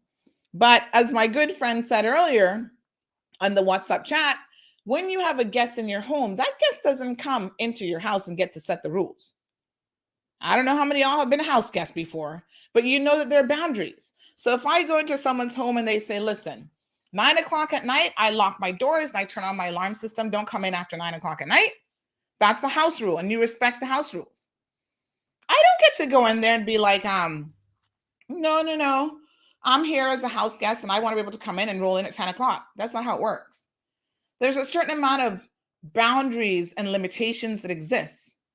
And when you respect the homeowner, right, you get and you understand what their rules are and you play by the rules. And guess what? When you don't like it, you can get out. You don't have to be a house guest. These are normally, relationships of I agree to something, you agree to come in, and you have rules to play by. The other thing that to me is so incredibly interesting, right, is people seem to have this concept that they can go into somebody else's country and do whatever they want. It doesn't work that way. When people go to the UK, you've got rules that you have to follow, whether you're applying for a certain type of means of coming in. Like I said, when I went to the US as a international student, there were things I had to fill out for. My aunt, I was a child, she had to provide documentation. There's things that she had to do to play by their rules. Every single country in the world has an immigration system that is designed to protect its borders. Yes, we invite guest workers into the country. Yes, we invite tourists. Yes, there's other means by which you can be in this jurisdiction lawfully. But those all come with some form of restrictions. The vaccine mandate is just added to the list. It is just another such restriction. It's just another tick on the box. When you come here right now, Pam, you have to do a medical. And part of your medical includes things like an HIV test, tests for other communicable diseases, tuberculosis, and other things. And if those turn out positive, immigration has a right to say, nope, you can't come. That's not unique to the Cayman Islands. In fact, if you go and look at the criteria for permanent residency in the United States of America, you'll see things on the list like you have to be of sound mind. They don't want to import any more crazies into their country. So they have a criteria, and that is actually not as uncommon as you would think. They have communicable diseases on their list as well. But, because most of you really haven't really traveled that far, you have no clue what else is on the list. And so it's peculiar to you when you see an application here in the Cayman Islands. Well, why do they want to know this information? Or why do I have to provide a medical? Because that's standard operating procedure anywhere in the world. You've got to be willing to be a little bit more open-minded in a sense. So Johan says, don't know who Steve is, but he sounds like the entitled expat that makes life difficult for work permit holders, locals, and Caymanians alike. He doesn't appear to get it or is taking the piss, etc. Pam says, will make it clear right now you will remain British until the next century. There are many Caymanians who are tired of being a UK territory. What about them? That's a question. I think it's been addressed. It will probably only be a matter of time. Johan says people like Steve have options. Now, here's the thing. You always have an option. So let's have a look at Steve's website, because his website, I think, is really telling about who he is. And I'm trying not to lump everyone in the same category as Steve, because I suspect in my heart of hearts that Steve is actually, you know, a very small expat association of probably all of 5 people. So it looks like Steve put up something today about British Caribbean community refuse vaccine. Are they anonymous? Well, of course you're anonymous. Yes, anyone who joins can do so with anonymity. You don't have to supply your real name. Oh, really? So this is why we can't take anybody like this seriously. Let me increase this so you guys can see it. You know, we don't know who Steve is. You can join with a pseudonym. Use a Gmail address or even an anonymous encrypted email provided below. They tell you how to do that. Listen to me, folks. We can't take Steve, whoever Steve is, seriously. We cannot take this association seriously, because if you are really an expat in this country and you feel like we are somehow taking advantage of your rights, okay, you have an opportunity. And I see he's changed the homepage, because there's a whole thing up here about the UK that's completely gone now. That was very, very interesting about their remit and kind of how they feel about it. I don't know where he's put it now, but they've done some work since late last night on the website. I should have screen grabbed that, because it was a very, very interesting conversation about what this group even stands for. That was a little bit bizarre, and the things that they are advocating for, even beyond just this vaccine. So listen, there are people who will seek to divide an already somewhat divided country. Let's see, the about section doesn't work. Join today doesn't work. Contact us. Okay, it looks like they just have, okay. So they've made some changes to the website, it looks like today, and a lot of that stuff has now fallen away.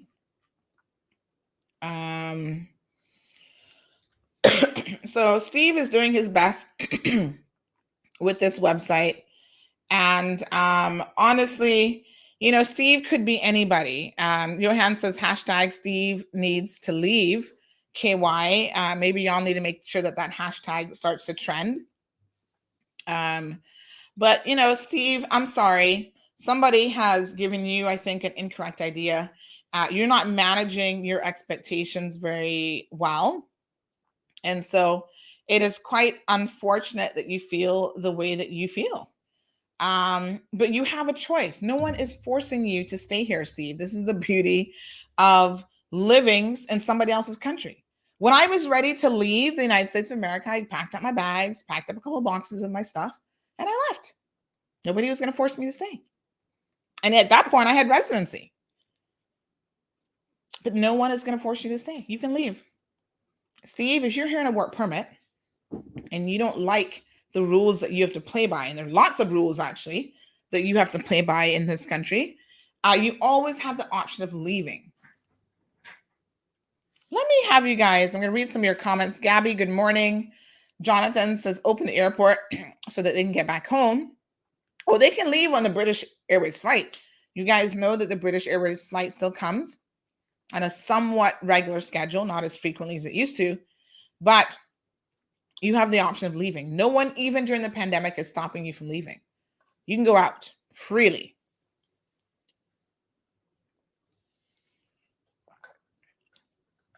Gabby says everybody wants to push this narrative about Caymanians versus expats when the government's only concern is the safety of its own people. You know why, Gabby, that has taken the forefront is because our own Caymanians, the likes of Katina, Mario, and others, have opened the barn gate. They're the ones who started this conversation. So is Steve even a UK citizen? Who knows? Obviously, they believe in fake names and pseudonyms and fake accounts. So Steve could be a Caymanian pretending to be an expat, pretending to drive this divide even further.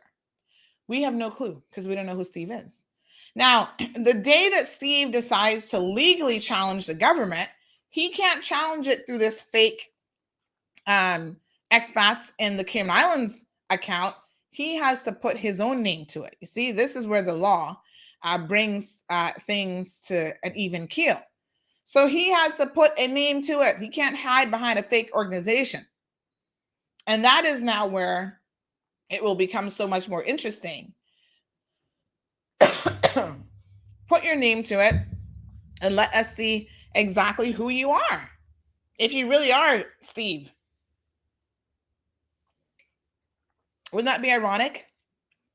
If Steve is not even a Caymanian, not even a British citizen or from the UK, wherever the heck Steve is from, if he turns out to be one of our own playing games, I would not be surprised, because this anti-vaccination movement is so crazy that would not surprise me in the least bit. So Johan says the airport is open. Flights are coming, going to the Cayman Islands. Please stop spreading misinformation. Yeah. Alba, buenos dias. ¿Cómo estás? Estoy bien, gracias. Michelle says, I'm a Caymanian living and working in New York City. And as a recruiter, all people I'm placing in work assignments must present me with their COVID card. I don't understand how people can make their demands. Well, Michelle, I tell you what, people here in the Cayman Islands seem to live with a very different reality, right? So they're not understanding that mandates for this vaccine will be the same as with all the vaccines that we've taken our entire lives. And for many, many years, they will be mandated across the board at some point. Every single country is going to have vaccine mandates. And those of you who want to remain on the outskirts and not be vaccinated, you're going to be in the minority. And there'll be lots of things that you will not be able to access. Travel, not just travel, even within your own jurisdictions. Let's have a look. October the 6th, just yesterday, Los Angeles, California will require most people to provide proof of full coronavirus vaccination to enter a range of indoor businesses, including restaurants, gyms, museums, movie theaters, and salons, in one of the nation's strictest vaccine rules. It's a new law which was approved by the Los Angeles City Council on Wednesday. It will allow people with medical conditions that do not allow them to be vaccinated, or who have a sincerely held religious objection, and that's up to debate, to instead show proof of a negative coronavirus test taken within the preceding 72 hours. So imagine you're trying to go to your favorite restaurant, folks. To get into that restaurant in Los Angeles now, or go to the gym, museum, movie theater, salon, and so forth, you need to have a COVID test taken 72 hours before. Well, you better start planning your outings if you're unvaccinated in Los Angeles. Otherwise, you'd be doing a COVID test every single day. So let's say I jump up tonight and go, oh, I want to go to a restaurant. Oh, gosh, that COVID test was last week, Friday. I need to go get a COVID test right now if I plan to go out tonight. You can't just be rolling up on the restaurant and be like, let me in. This takes effect on November the 4th. Everywhere in the world, there are going to be limitations and vaccine mandates. Cayman is no different. Al says Caymanians should have formed an association a long time ago against the oppressors. Child, that's a whole other situation, because Caymanians live in a country where they are the minority in many instances. I mean, trust me, I go into, environments all the time, and I look around and I can count on one hand the number of Caymanians. You know what? Sometimes it happens the other way. I go somewhere and I see, I go to the grocery store and I see a bunch of Caymanians that day, and I'm like, oh my goodness, my heart skips a beat, because I'm just like, damn, I haven't seen this many Caymanians in a while. It is unusual to go into an environment where you do see a lot of Caymanians there. Very, very unusual. And everybody knows everybody. And you're like, what? Another Caymanian? What a mess. Miss Sue says that's so true. OMG. They would never get anywhere near the money they make here over in the UK. And I know this for sure. Well, Miss Sue is originally from the UK, so she probably has a better idea than a lot of us. Charlene says, not just the UK, please expound. They all need to be reminded of this. I love how people say that they came here and they built the Cayman Islands. No, you built your own bank account first and foremost. And by extension, if that helped to build the Cayman Islands, then oh, thank you for that. Pam says, yes, the UN won't allow the US, UK, and even Spain to take control of the Cayman Islands unless you have a rebel army for Spain and a traditional council. I'm not sure what that means, but the UK is already in control. The whole idea with the UN is to end those relationships across the world. And like I said, there's so few of those left.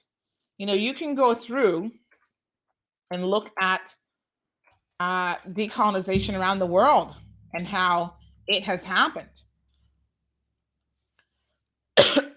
So a lot of it happened in the 60s. In fact, there's a lot of countries.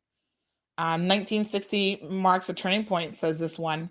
A majority of African territories gained their independence. Well, not just Africa, a lot of the Caribbean as well. So, folks, you got to make sure that you got facts that you're dealing with. Charlene says, so very true. And mind them, the PAC government was elected primarily to put Caymanians and Cayman first and foremost. Well, this is a bit interesting because honestly, people don't seem to comprehend that since this is the Cayman Islands, when someone says Caymanians first or the Cayman Islands first, that's not meant to insult you if you're a visitor here. That's really meant to remind our people that we have a mandate, we should have a mandate of putting our people first, you know, because everybody else has an option, right? Everybody else has a second, third, fourth, fifth passport. So when that dollar, as Pam said, starts to drop or plummet, those people have somewhere else to go very easily. A lot of Caymanians have nowhere else to go. That's why some of the older people say, I don't want a passport. If the ship is going to sink, I am sinking with the ship. I'm going down with good old Cayman Isles until my last breath, because you've got that option.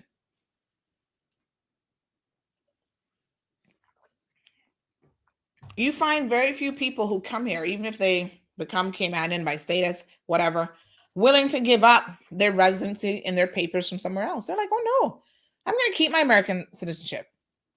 I'm going to keep that UK passport. I will be a dual citizen.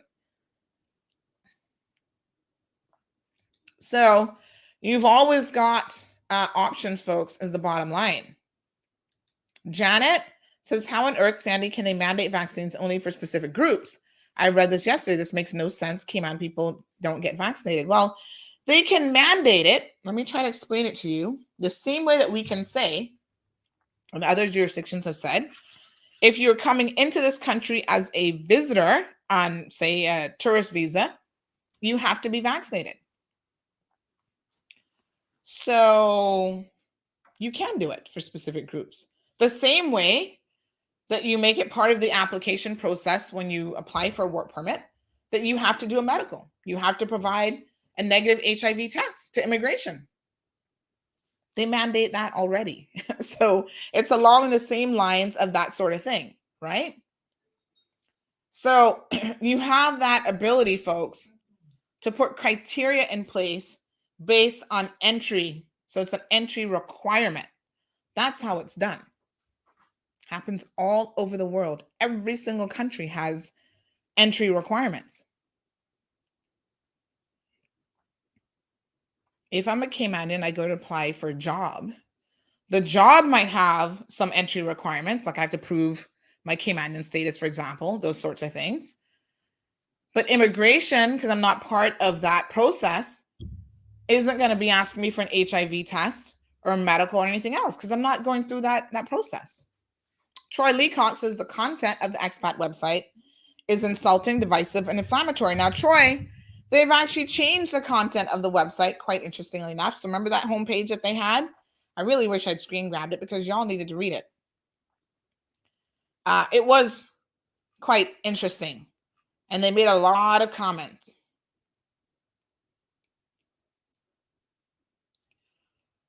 Now, do I believe that mandates should be across the board for the COVID vaccine? Actually, I do. I think Caymanians should be, and people keep saying this to me, if they're going to mandate it for expats, they need to mandate it especially for civil servants, the largest employer on the island. The government isn't ready to go there yet, and I don't know that they will go there. But I believe that it should be done for everybody in the name of public health and public safety, because we're dealing with this emergency situation. So Troy goes on to say that Steve should identify himself so that we can start a people's referendum to have him declared persona non grata and deported. That would be a unifying effort for all Caymanians. # Steve needs to leave. Again, Troy, it's an unfortunate situation, but, we don't know who Steve is. And as a result of that, he is attempting to drive a wedge to divide this country even further. And so, at the end of the day, what more can we do except to speculate about who Steve is and what his ultimate aim, he or she, because Steve could even be a woman for that matter, what they're really trying to do here. I would be interested to see them mount a legal challenge, because like I said, at least we have a real identification. So too many loopholes to exploited. What good for one is not for the other. Sasha says, Charlene, true. If you don't like the laws of the land, cancel your permit and leave. Jared says, talk to things.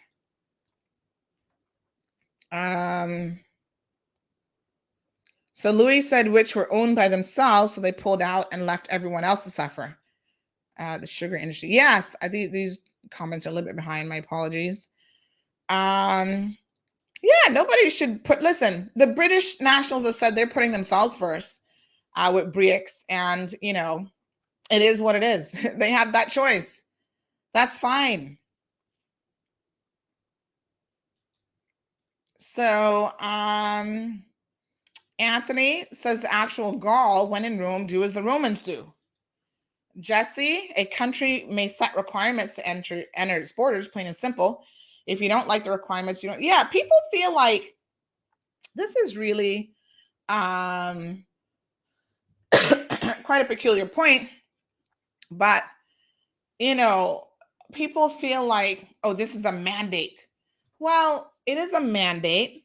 But again, if you don't like the terms of the mandate, you have options, folks. In fact, let's have a look at what is happening elsewhere in the world. Thank you, Sasha.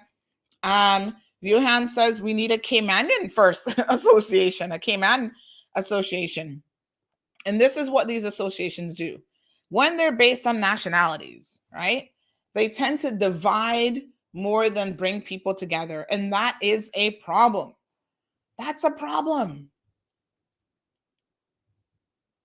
Miss Brenda's asking, guess being the operative word. However, that word seems to be offensive. I wonder why. It's only offensive when people come into your home and they try to think that they own the house and they want to take over. That's not how it works, folks. That's certainly not how it should be working. Right?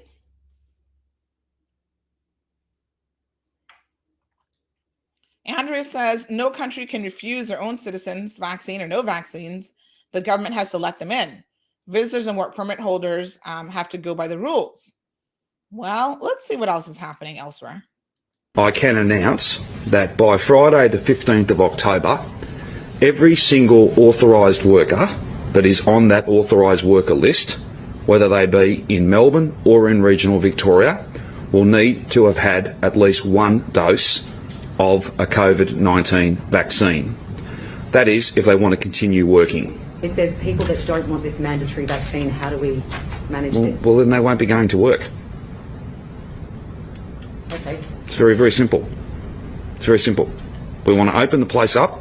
I'm not taking lectures on freedom from people who will hold all of us back. Right? We want to be free. We're going to be free. We're going to be open. And the key to that is getting these vaccination numbers up and up and up. Does that mean you don't have confidence in that 80% number anymore? No, not at all. We've just got to get as many people vaccinated as possible, and it's not about the ultimate number. But will there be exemptions? I know you've just said there's a lot of... No, there'll be detailed consultations, and I'm not looking to exempt anyone. I think I'm in the business of encouraging, and where necessary, through orders signed by the Chief Health Officer, mandating people getting vaccinated where they pose a significant risk. There's too much at stake. You will need to be double vaxxed as an authorised worker. Even when after we get to 80% and the authorisations are no longer there, the mandate, the rule, the Chief Health Officer direction will stay in place because cases will still be an issue then. But no, that's not the case. We're going to have a vaccinated economy and we're going to lock some people out because that is far better than locking everybody down. That's the decision that we've made, and I would appeal to people. These vaccines are safe and they work, so please go and get one. All right, folks. So Australia taking a very, very strong position on this. Go and read up on what exactly Australia is saying and what they're going to put in place. They've mandated it for all sorts of people, including some of their own citizens. So here's one. Essential workers. They're challenging Victoria and North South Wales vaccine mandates in court. Argue that they're going to lose their livelihoods if they don't get vaccinated. Yes. Say that there's no legal or ethical justification for making workers get the jab. Oh? You're going to find that a lot of these court cases will be holding up the position as they have in the past as it relates to vaccinations, particularly during a pandemic. So they're forcing all childcare and school staff to have a first dose of the vaccine by October the 18th. And they will, of course, others want to claim it's discriminatory and it's a breach of their human rights. Everybody wants to say it's a breach of human rights. Just because you think it is doesn't mean that the courts are going to agree with you. And they've not agreed in the past. So I don't think that this time around will be any different.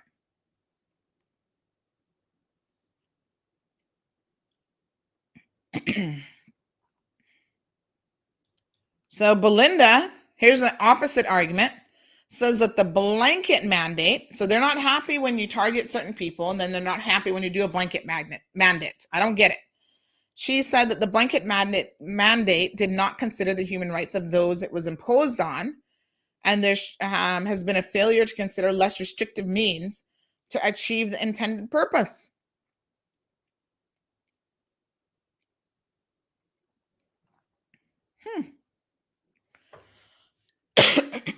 Claiming that they're going to lose their livelihood if she failed to get vaccinated. Well, you see, that's a choice. Just like you can choose to leave the Cayman Islands, you can choose not to work in those professions. And if they expand it to other professions, well, the list of what you'll be able to do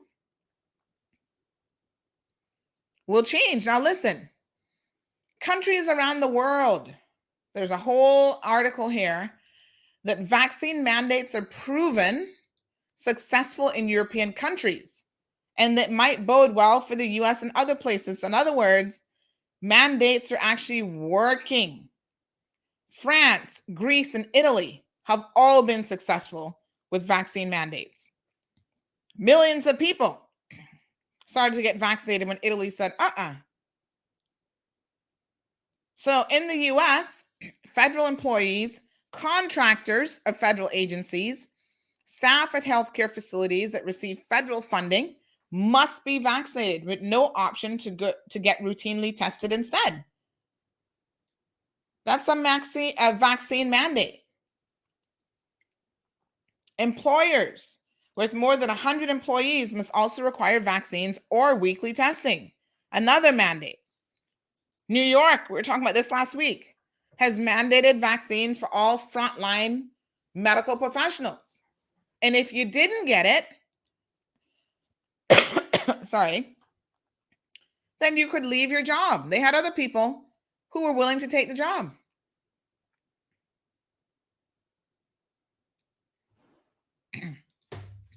Charlene says that she's traveled abroad in the US and all over the Caribbean, and never have I behaved like a majority of expats on this island. I'm totally sick and tired of the attitude.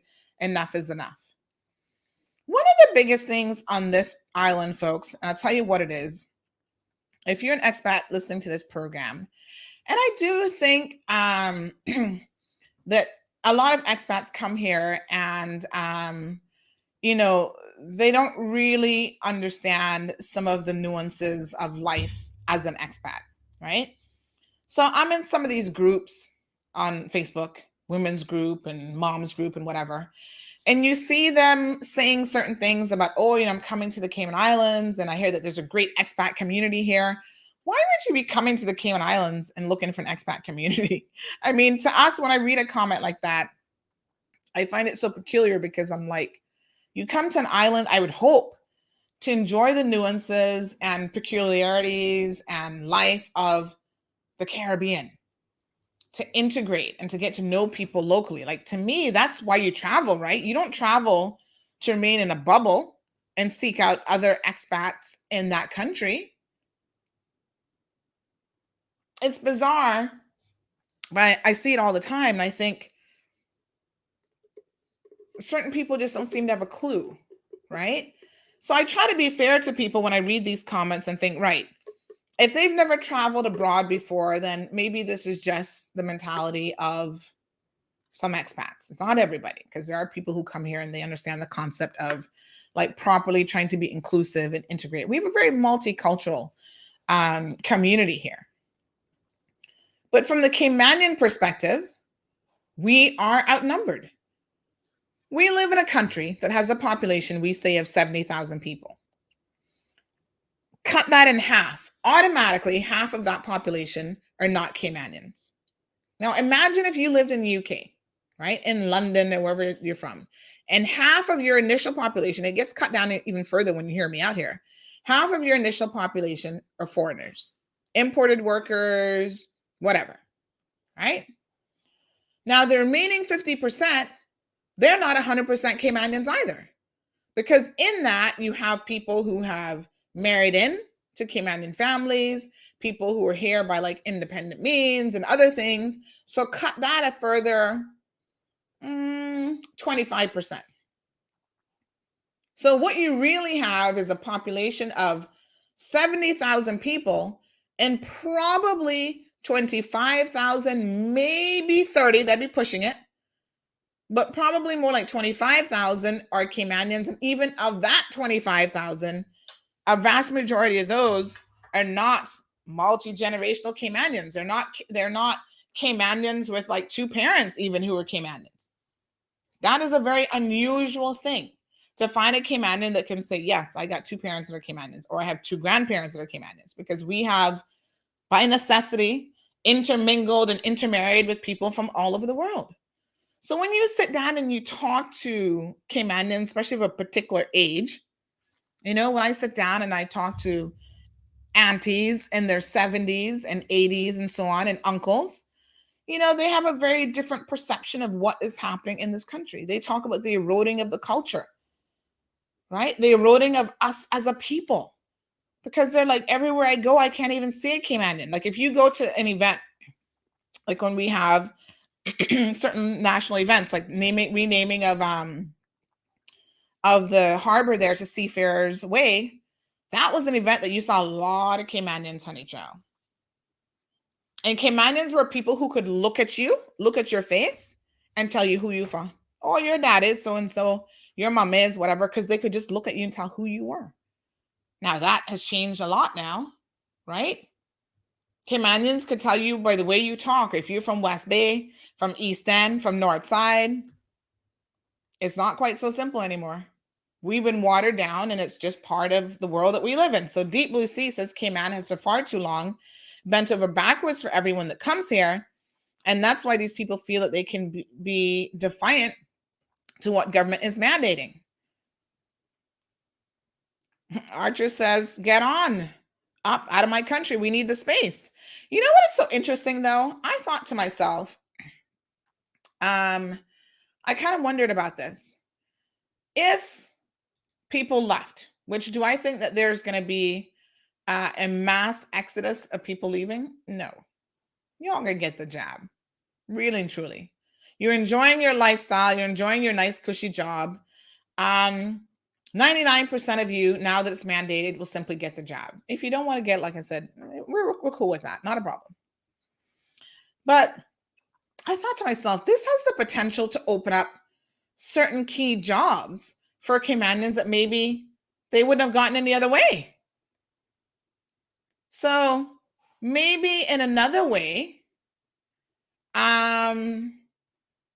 this could help if they're really leaving. This could actually help the situation of unemployment for qualified Caymanians. It might have an unintended impact on that situation. We'll see. So Anna says that she doesn't know anything about this Expat Association, but she thinks that mandates are bad, and did they stop to check the percentage of the expat community that has actually taken the vaccine? If the percentage ends up being significant, then the mandate makes no sense. Let me tell you the flawed logic of that position, Anna. Hear me out now, right? Here's a situation that is problematic. And the premier did a good job of explaining it. And I think that I need to get a clip of just that one segment, because nobody's going to listen to a 4-hour-long session of the LA. But that one segment, hear this.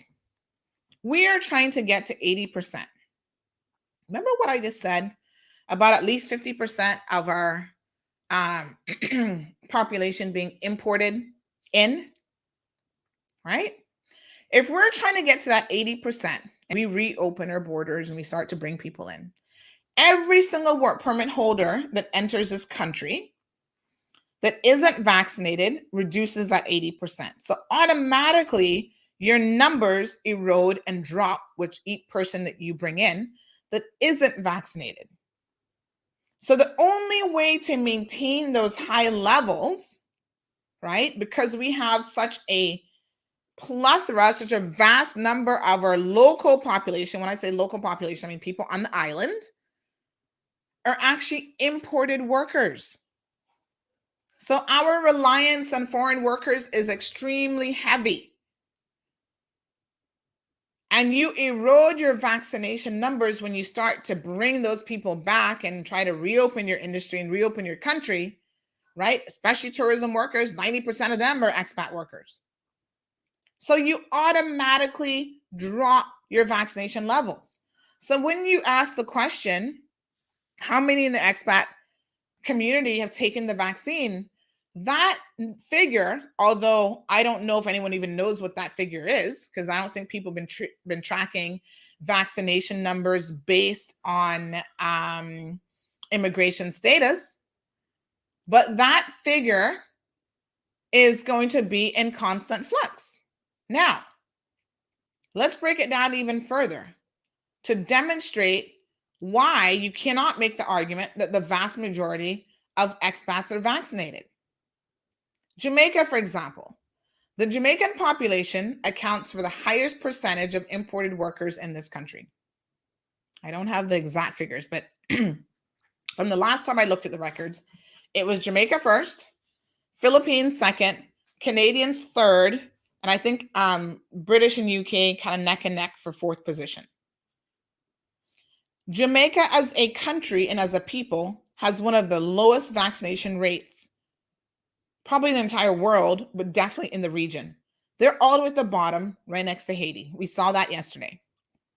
So if the majority of the people that you're importing from a country that for whatever reason, cultural, religious, whatever reasons they think they have, do not believe in vaccines and are not getting vaccinated, you would see how automatically you would be lowering your numbers significantly. Less than 10%, according to the CDC, of the Jamaican population is fully vaccinated. But yet, they make up 60% of the Cayman workforce. So you're going to be importing 60% of people who 90% of them are not going to be vaccinated. You can't say, oh, at this point in time, the expat population has a lot of vaccinated numbers and that's how it's going to remain. No, it's not. Jared said Canada is requiring residents to get vaccinated by October the 30th to have access to basic services. People, it's not the first time a vaccine has been mandated. 99% of the vaccines out there are mandated.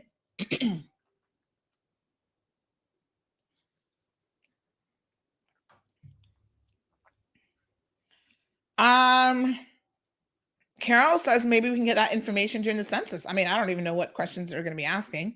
I think the census people wanted to come on the program to tell us a little bit about that. So there is that. Jared says finding a Cayman in a workplace is like trying to find a needle in a haystack. Well, it certainly depends on where you work.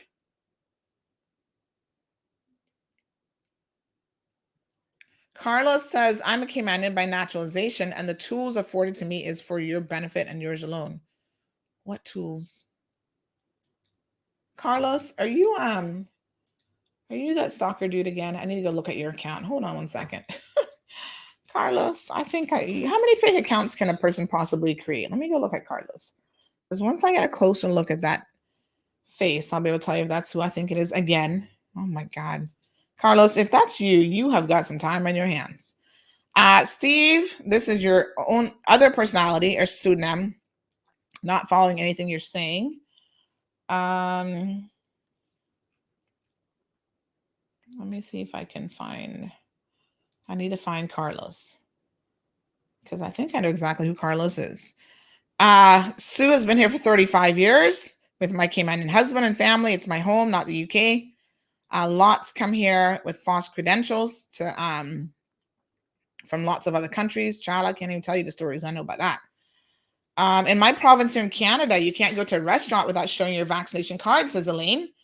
We're also required to be masked inside public spaces like the grocery store, banks, etc. Yeah, it is going to be the norm. Caymanians, the minority of Caymanians who think that this is so peculiar and unusual, y'all just need to get it together. It's going to be the norm all over the world. Natasha says, give it time. Steve will soon be outed. Rachel says, hashtag expats against Steve.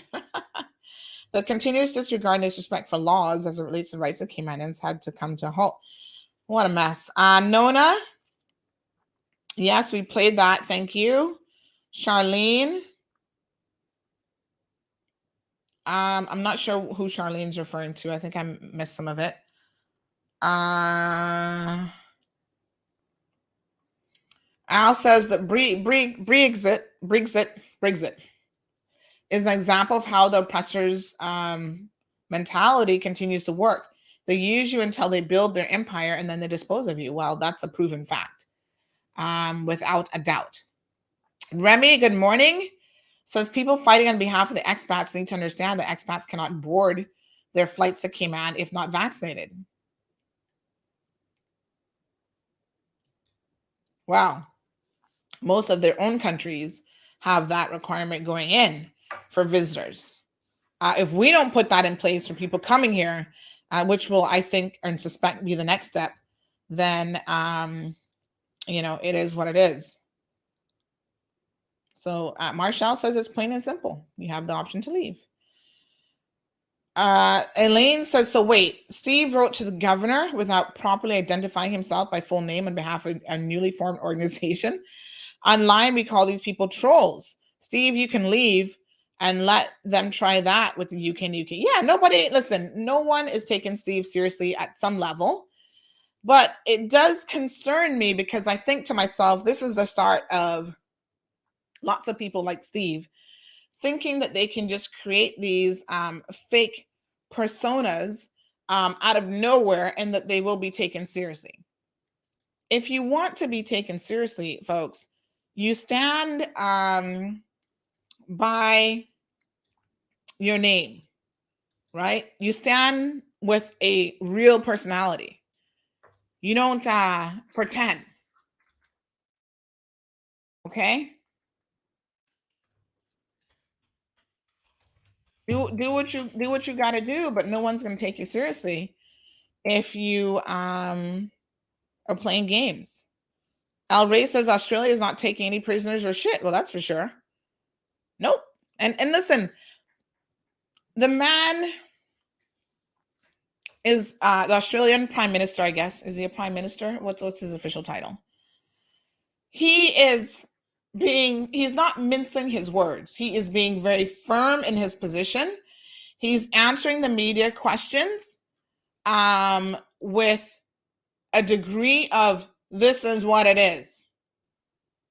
And I don't care about people who are talking about their individual rights, because your individual rights do not trump, no pun intended, the rights of a community of people. As leaders, their obligation is for the safety of the majority of people, well, everyone. But if you have people who are choosing not to get vaccinated, then that will be their choice.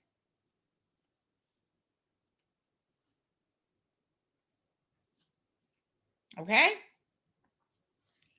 Leaders are under an immense pressure right now. Believe me, you. So Rachel says that Steve drives an Audi Q3. He's deleted that now. He deleted a lot of stuff. Talks about being a retired UK civil servant, is complaining about officers of color getting promoted.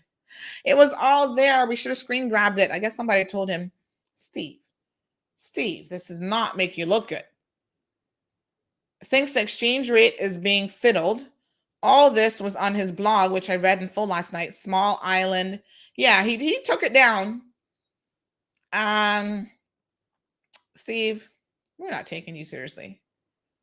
But like I said, on the other hand, we have to take Steve seriously, because anyone who has the audacity to even write to the governor under this fake, this fake guise, this fake account, this pseudonym, this made up blog, trying to assert their rights. No, honey child, if you want to assert your rights, you actually need to come forward and say, this is who I am. And,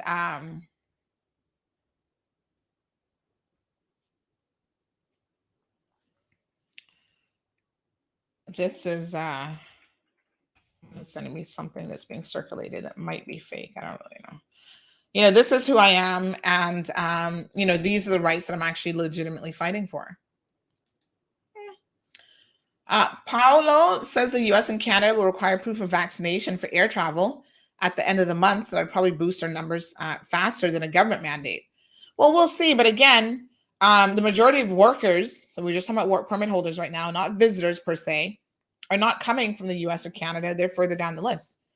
The majority of workers that come into the Cayman Islands, and this is why Alden, playing politics as he often does, attempted to say that this mandate was anti-Jamaican, because he knows that the numbers show that the vast majority of people who come into Cayman are actually coming from Jamaica, and then the Philippines, and then the list goes down from there. So he tried to make this us Caymanians versus Jamaicans sort of thing. Alden, do you not have any shame? I'm just wondering. You and I have sat down and had a turtle dinner or two together by Kurt Tibbetts' house. I've seen you try to play dominoes, way back in the day. Remember when the progressives got started? I was there with you in the trenches when the PPM got started. And I have to ask you, do you not have any shame? Anything for politics? Anything to stay in power? You know the truth. I mean, poor Wayne Panton. Like, sometimes I kind of feel sorry for Wayne, because I'm like, Wayne is not like an aggressive person. So even when he speaks and he gives his position, now I heard, and I have not yet listened to Chris Saunders, but I heard Chris Saunders handed Alden his behind on a silver platter, probably a platinum platter. Wayne is going to just lay out the position. This is what it is, yeah. But Alden, who has been Wayne's lifelong friend, comrade, they went to law school together, they would have studied together back in the day. They, in some respects, grew up knowing each other, working in politics together. Wayne is the type of person who has supported Alden the PPM, the progressives, their political machinery, pumped hundreds of thousands of dollars, not this election, but previously, into trying to help them get elected. So the two of them have really been in the trenches. I often wonder about this. I'm taking a little bit of a side here before we end the show, but I think to myself, does Wayne ever want to pick up the phone and say to Alden, what do you? Honestly, what's wrong with you? Did somebody slap you upside your head and you've lost all good senses? Because Alden would know. Wayne is from Newlands. He's a Newlander, whatever you want to call him, from Newlands, right? You're now trying to say that your good friend and buddy, who had your back for years, and maybe at times you had his back when it was convenient for you, because he can cut you off at the knees when you're not more used to him. That's how Alden will operate. And that's what happened with him and Wayne. That's why the big falling out, because Wayne and his big bank account disappeared from the progressives, and Alden not happy about that. He was courting him right up until this last election. Come on back, Wayne. Come on board. We need those dollars. And Wayne said no. So Alden, well, pissed off because that cost him the election. Because it takes big bucks to run the kind of election they wanted to run. You notice how scaled down their election was this time. They couldn't even have meetings in every constituency that they ran somebody. They had to have like a group meeting. All their candidates, their what were they calling them again? Coalition of, what the heck did they call them during the election? Allied members of some foolishness, whatever they were calling it. So you can actually get up in the LA and make people believe that Wayne doesn't like Jamaicans and that he's prejudiced. Let me share a little story with you all, right? To show you how politicians can be so ridiculous at times. So let's go back a little bit. And there's certain times, certain things, makes a big difference. So let's back up here. When Wayne ran last time with the progressives, so it wasn't this election, but the election before, and he lost to Alva Saku.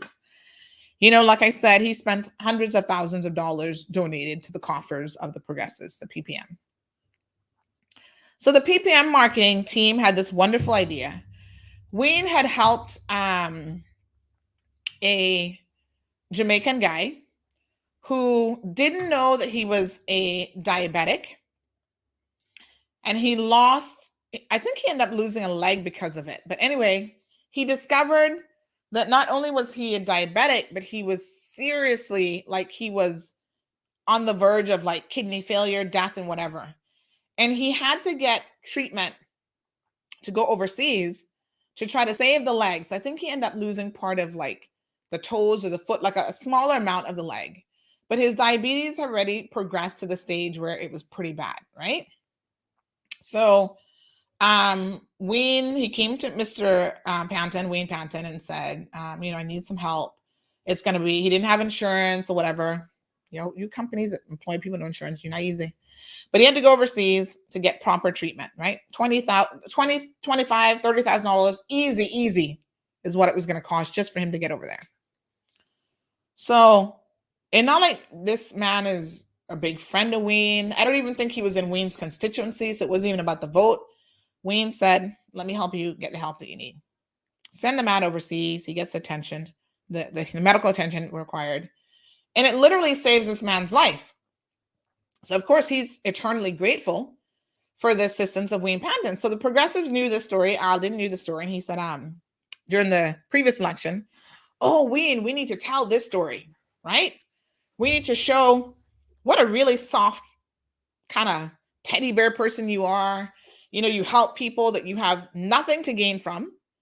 And I know this even from myself. I can tell you some stories personally of many, many years ago where Wayne has even assisted me, because that's just the type of person Wayne is, right?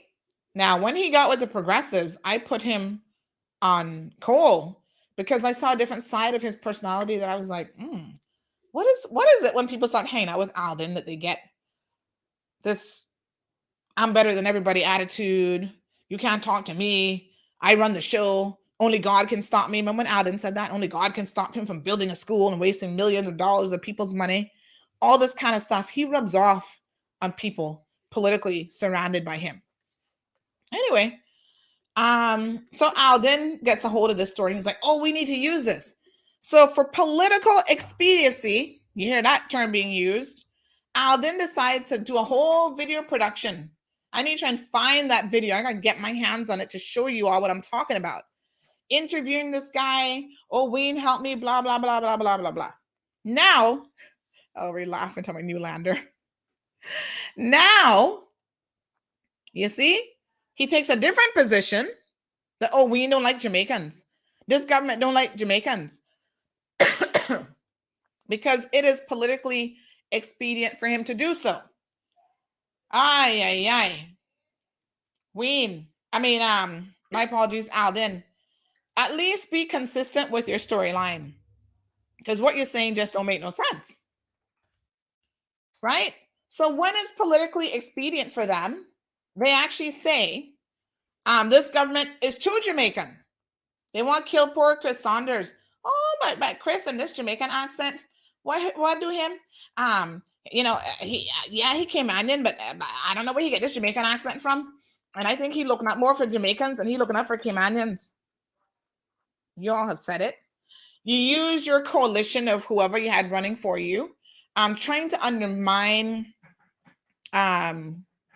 Saunders in Bordentown during the election with the same, no, he's too Jamaican. And look at his Jamaican wife. She's staying home with the children and this, that, and the next thing and blah, blah, blah. But now you're flipping the switch again. Y'all confusing me because you switched so much. You are flipping the switch again to a completely different discussion. And you're confusing the hell out of me. I'm confused, Alden. Which is it? You can't say on the one hand that Wayne Panton is such a nice guy. He'll help anybody, including Jamaicans. And then on the other hand, now you're trying to say, well, maybe Wayne actually has an issue with Jamaicans. Which is it? Please tell me. It's either or either, but it can't be both. Gabby says, Sandy, please don't call that name. All he cares about is taking back over the government. We know. It's all about power with him, no regard for his people. Just wants to show how right he is and how much the PAC government and the wishes of the people is wrong. Kiss my effing teeth. Oh, yes, Carlos, that's you. That is you, honey child. Carlos, what your real name is again? Oh, God, this is the young man with the obsession with grace. Carlos, my friend, you claim that me and you had a friendship. I don't even really know who you are, so don't mix up the word friends. But what I would suggest to you is you need to get some professional help. 2008 to 2011, you even have a date that you think we were friends? Child, fill me in on the friendship so I can make sure I know what you're talking about, because you've completely lost me. Gabby says, it remind me of high school and progressive is the mean girls. Mean and confused, child. Carlos Jimenez have always seen me as an intellectual child. Self-praise is no recommendation. Come off of that bandwagon. And quick.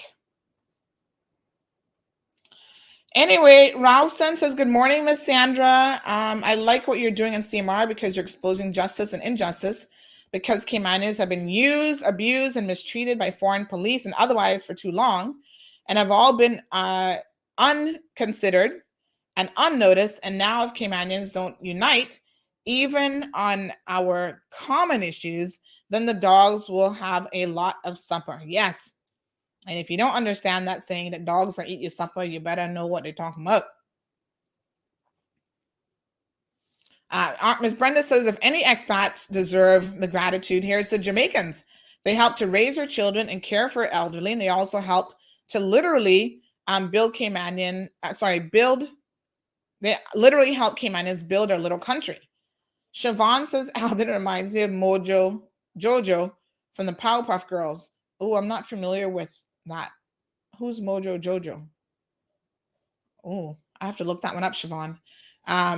Gianna hasn't gotten into the Powerpuff Girls yet, so I don't really know who they are. But I know of them. So listen, yeah, Alden, you know, I kind of make fun of him when he's on the farm and saying nothing and doing nothing. Ooh, that's Mojo Jojo, that little mean one. Oh, I've seen him before. Ooh, honey chow. Yes, he got issues. Ah! Oh my God. Siobhan, that is him. Hold on, let me see if I can show you which of the power. I thought it was like one of the little girls, actually. Oh my God, that is so funny. All right, hold on. Let me show you who comes to mind when Siobhan thinks of Alden. Lord have mercy. Woo! Girl, this is kind of funny. This is Mojo. What's his name? Mojo Jojo? Hold on. Let's look at Mojo Jojo. Alden, is this you? Ah! Mojo Jojo.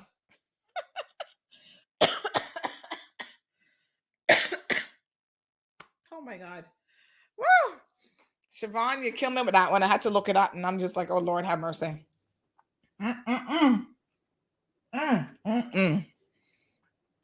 Like Alden said yesterday, who are you talking to? You talking to me? I was like, geez, peace.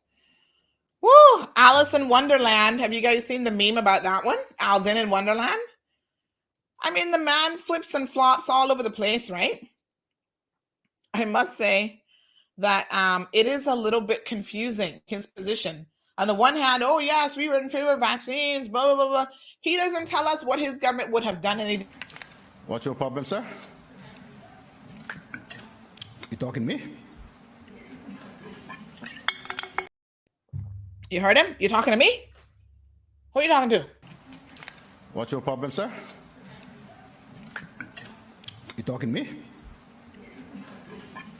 Pull back, Nina. Alden and the houseboy, those are fighting words. Have y'all forgotten the caliber of Alden McLaughlin?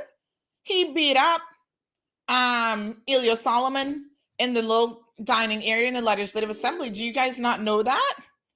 Oh, when he ready to get on the world stage and go on with his ridiculousness. You know, and him and that boy didn't see eye to eye. He beat him up right there in the halls of the Legislative Assembly. And there are people who saw it. Oh, Carlos says when I had my internet cafe, he was one of my customers. Well, Carlos, that's not a friendship. I'm just being a good business owner. We had small talk. I asked for advice and you gave it to well, Carlos, like I said, I know exactly who you are now. And I don't mind giving advice from the kindness of my heart, but I know that you got a little screw loose, a couple screws. And it has nothing to do with your intellectual capacity. I'm not questioning your intelligence. The only way that you can really deal with your situation is to get some professional help. We all need professional help from time to time. So I don't know what kind of advice I gave you then, but I would give you the same advice now, I'm sure, is to get professional help. So Wee says the show is hot today. What a hot mess. Now, you gone in the whole Grace situation. You know that's going to get you blocked, Carlos. You can sit here and talk about other things, but don't start talking about your obsession with Grace because that will get you blocked for the 5th time.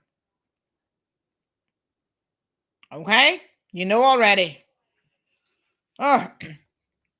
Siobhan says he's the evil monkey, pretends he's saving the world, and then screws over the real heroes. Oh, that's his role. Damn.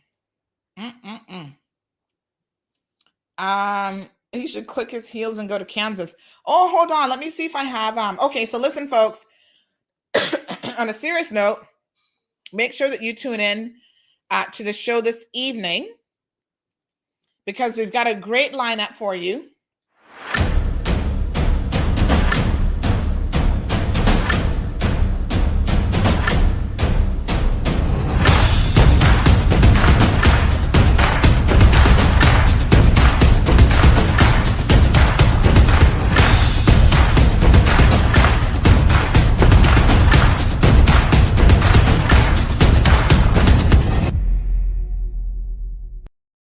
Folks, experts coming in the show, virologists, epidemiologists, right?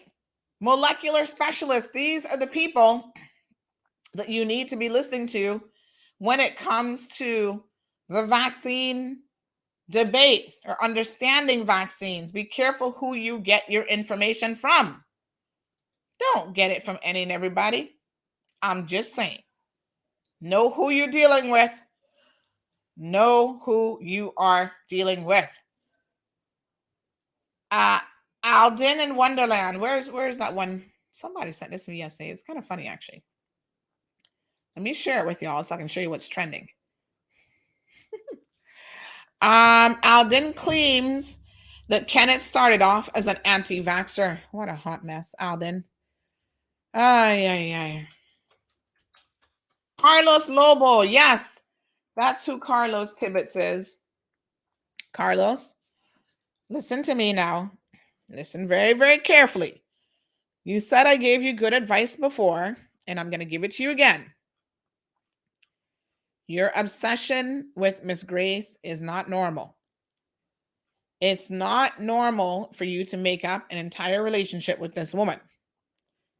Get a hold of yourself and recognize that you need professional help. There's nothing wrong with it. Right? Get the help you need, Bobo.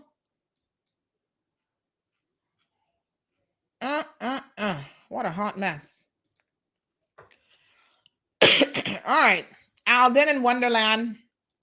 Look, yeah. Listen, these are good.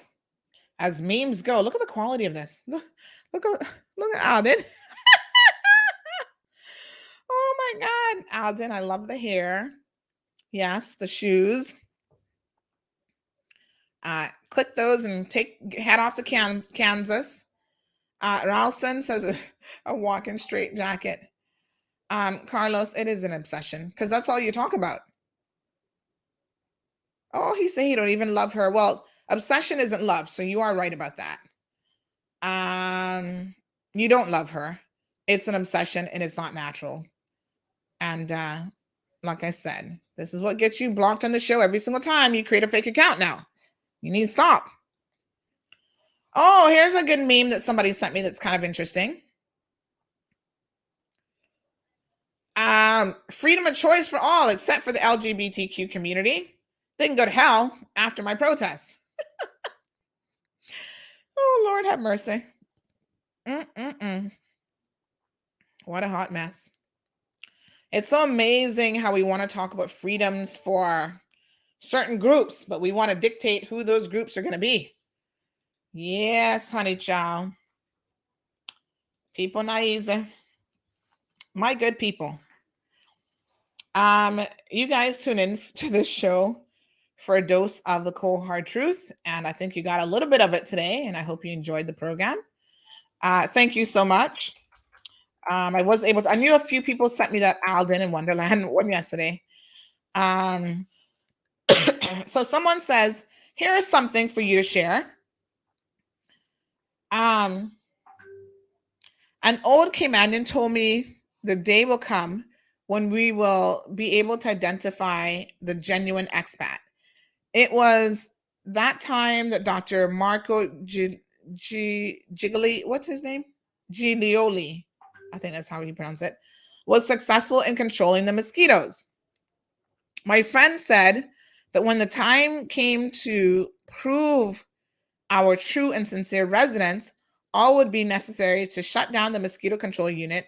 And as soon as the reinfestation was enforced, the genuine expats would stay and the others would leave. My question is, has the time come that we need to replace the mosquito terminology with COVID-19? Well, my good friend who sent that message in WhatsApp, there are always things that will test the strength and fiber of your community.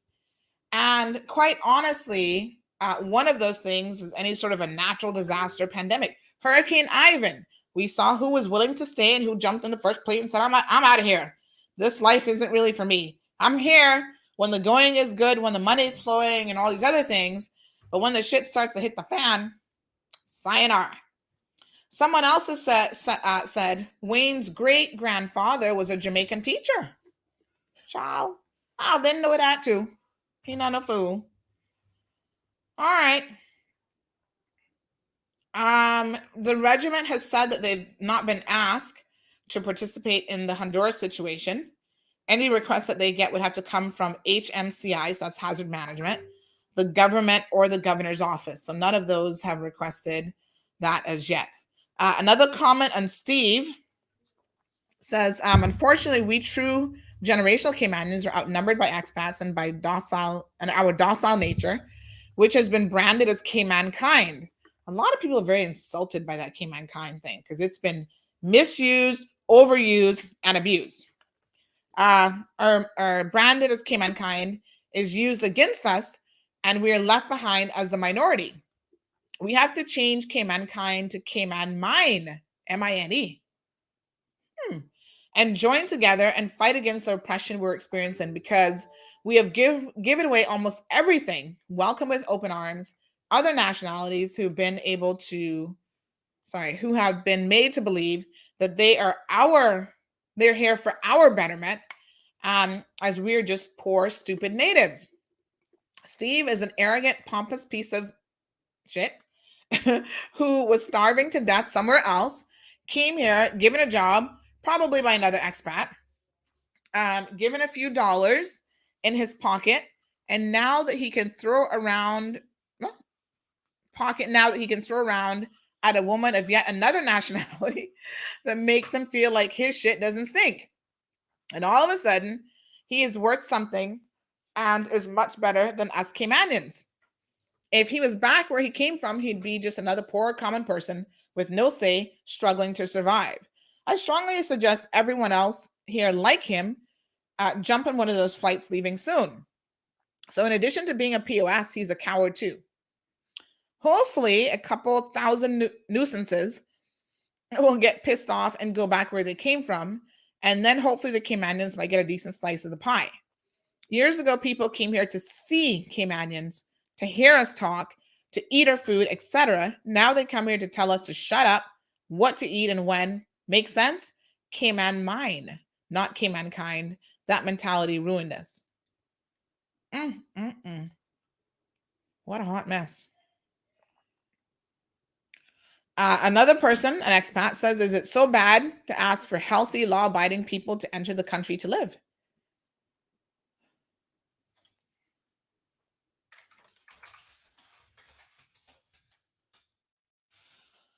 Hot mess.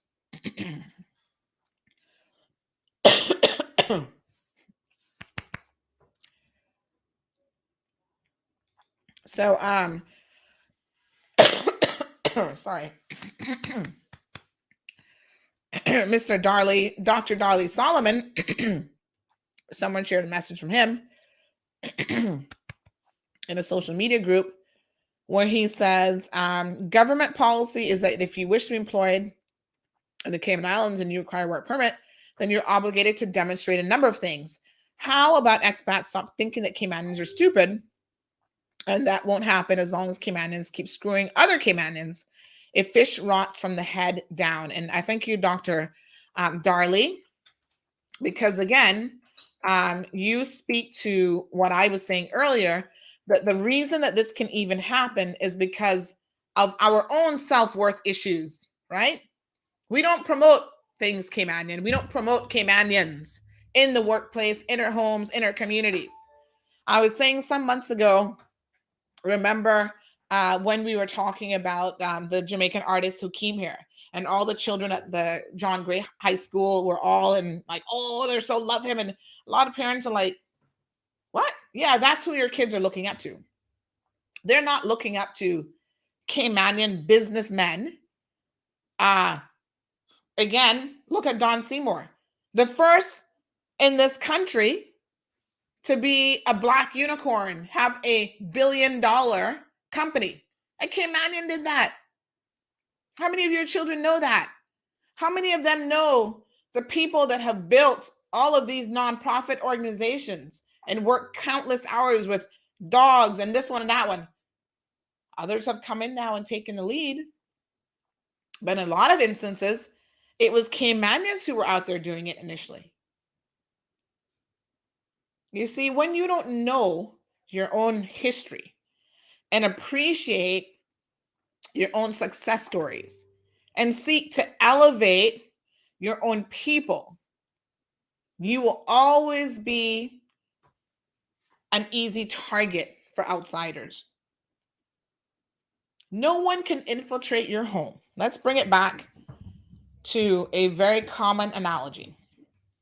No one can infiltrate your home if your home is secure. So, y'all be killing me about, I got a call the other day. My friend, husband cheating with this girl. He's an ex-inmate, and she started seeing him. Now, the problem is, I'm still waiting on the evidence to prove this, but the allegation is she was a probation officer when this relationship started. Now, if that is true, that's a problem because of her job. And she's not supposed to be having relationships with her clients, which include prisoners. The other part of it, I want to expose this woman because she cheated my husband. I said, hold on a second now. This situation is a two-way street, and she can buy him nice things. And I said, well, if the husband wasn't open and receptive to being serviced, no amount of money in the world would be able to convince him.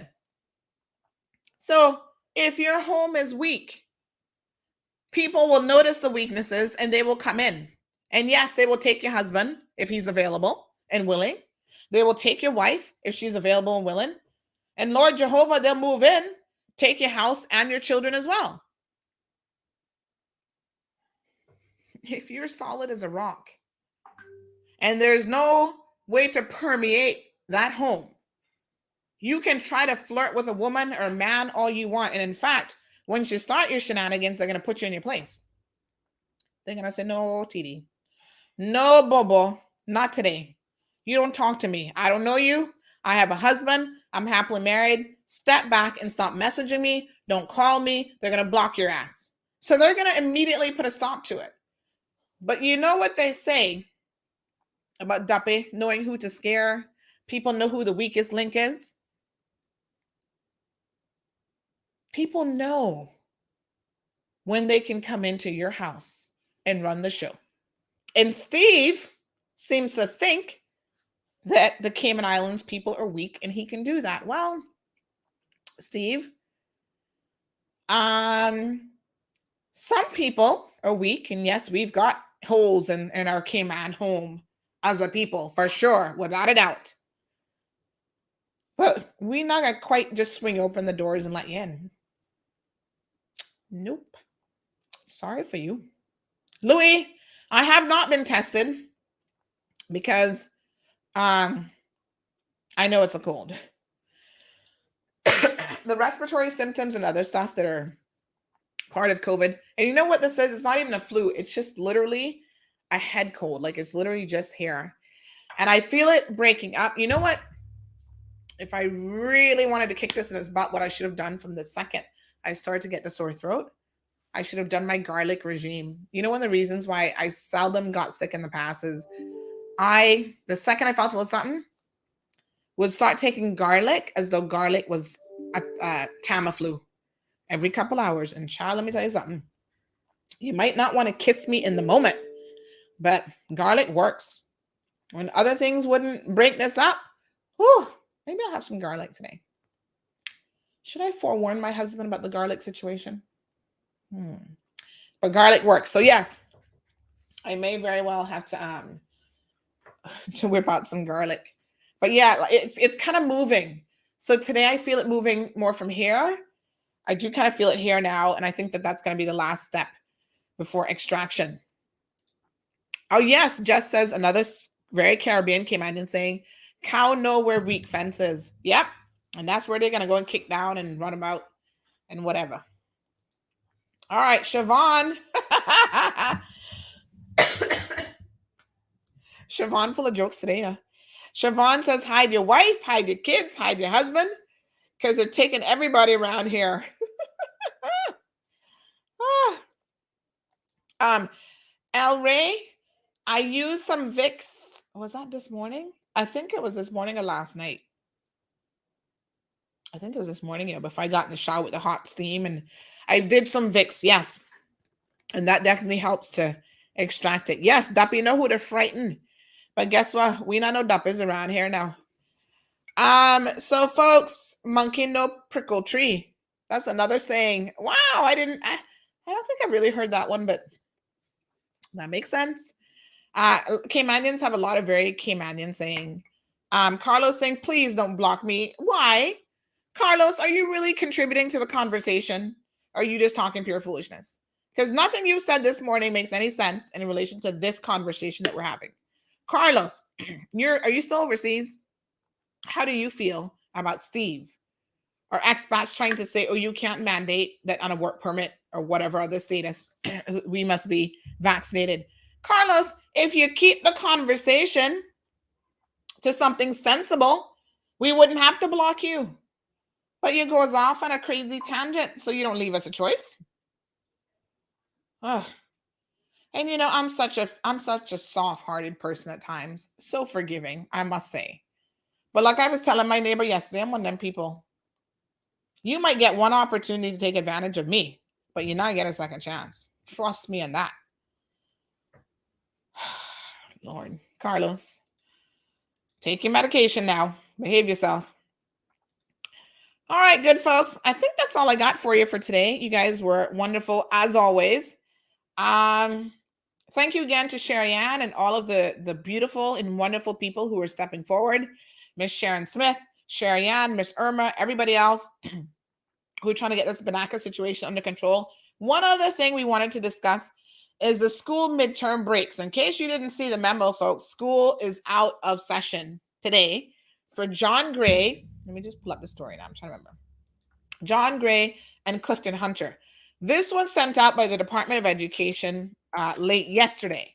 So I sympathize with parents, right? Because if you didn't have a plan for today, you find yourself in a predicament where you're probably trying to call your employer and say, I got to find something for my children to do all of a sudden. Because a lot of you don't want your children just staying at home by themselves.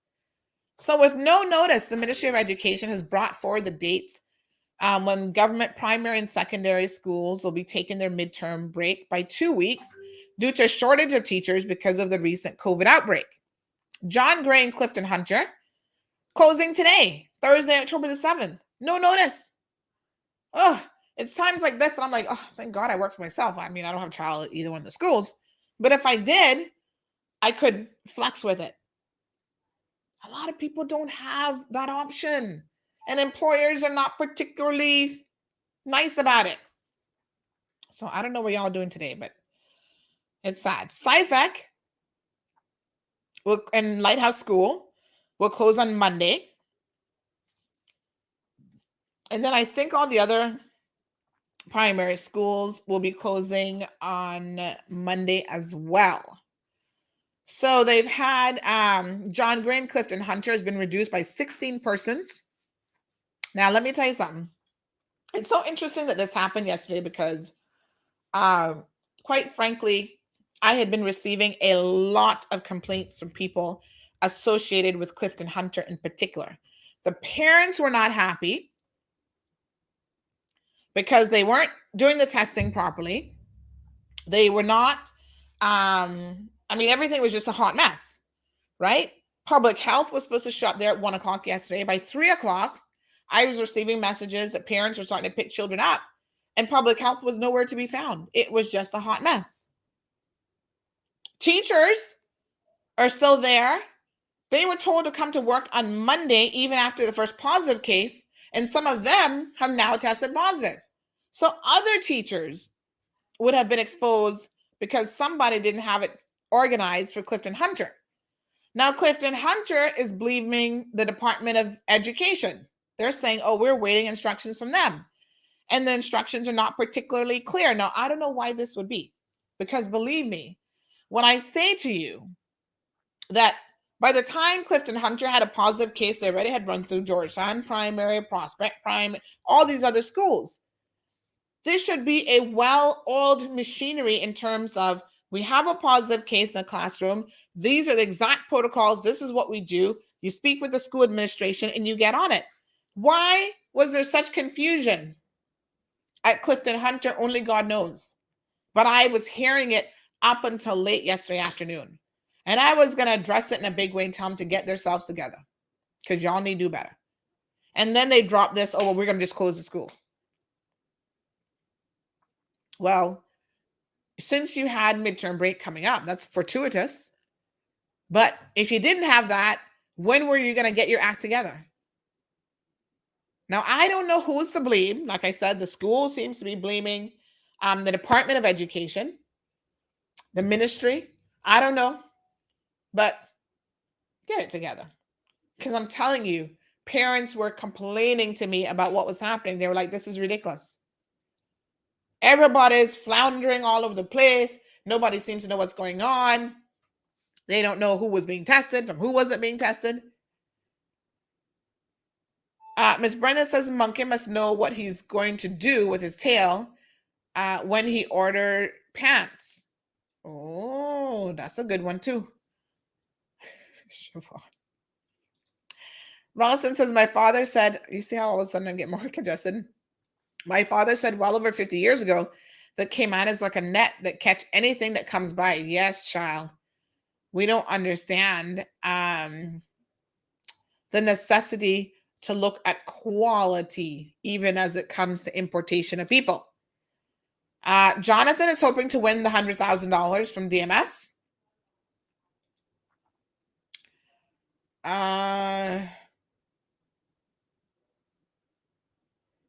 What? Oh, Carlos says he wants to run for politics. Carlos, poor you. We're changing it from hashtag Caymankind to Cayman Mine. So we're not promoting Caymankind no more, okay? Good, beautiful people. That's it. Show done. We went almost an hour over. Oh my God. Look at the time already. Anyway, I better get to work because I got bills to pay. My husband just said to see Bill Cayman. I'm like, oh, Lord. Here we go. Folks, 7 o'clock this evening, you'll want to tune in right here. YouTube, Facebook. We've got the good Dr. Klotman, who's joining us from Baylor University. You do not want to miss this. So many questions you can ask. If you have any questions or concern about the vaccine, about COVID-19, every Tuesday and Thursday, we're giving you an opportunity as part of the CMR COVID Spotlight Series to do just that. Don't miss out on this. It's a wonderful series. Big shout out to Kevin Watler, who's put this together. He's been contacting people. Oh gosh. Hopefully we'll have some local people on as well, talking about Cayman's preparedness as we continue to move ever so closely to opening our borders. Until then, folks, y'all have a beautiful day. It is Thursday after all. Friday, part 1.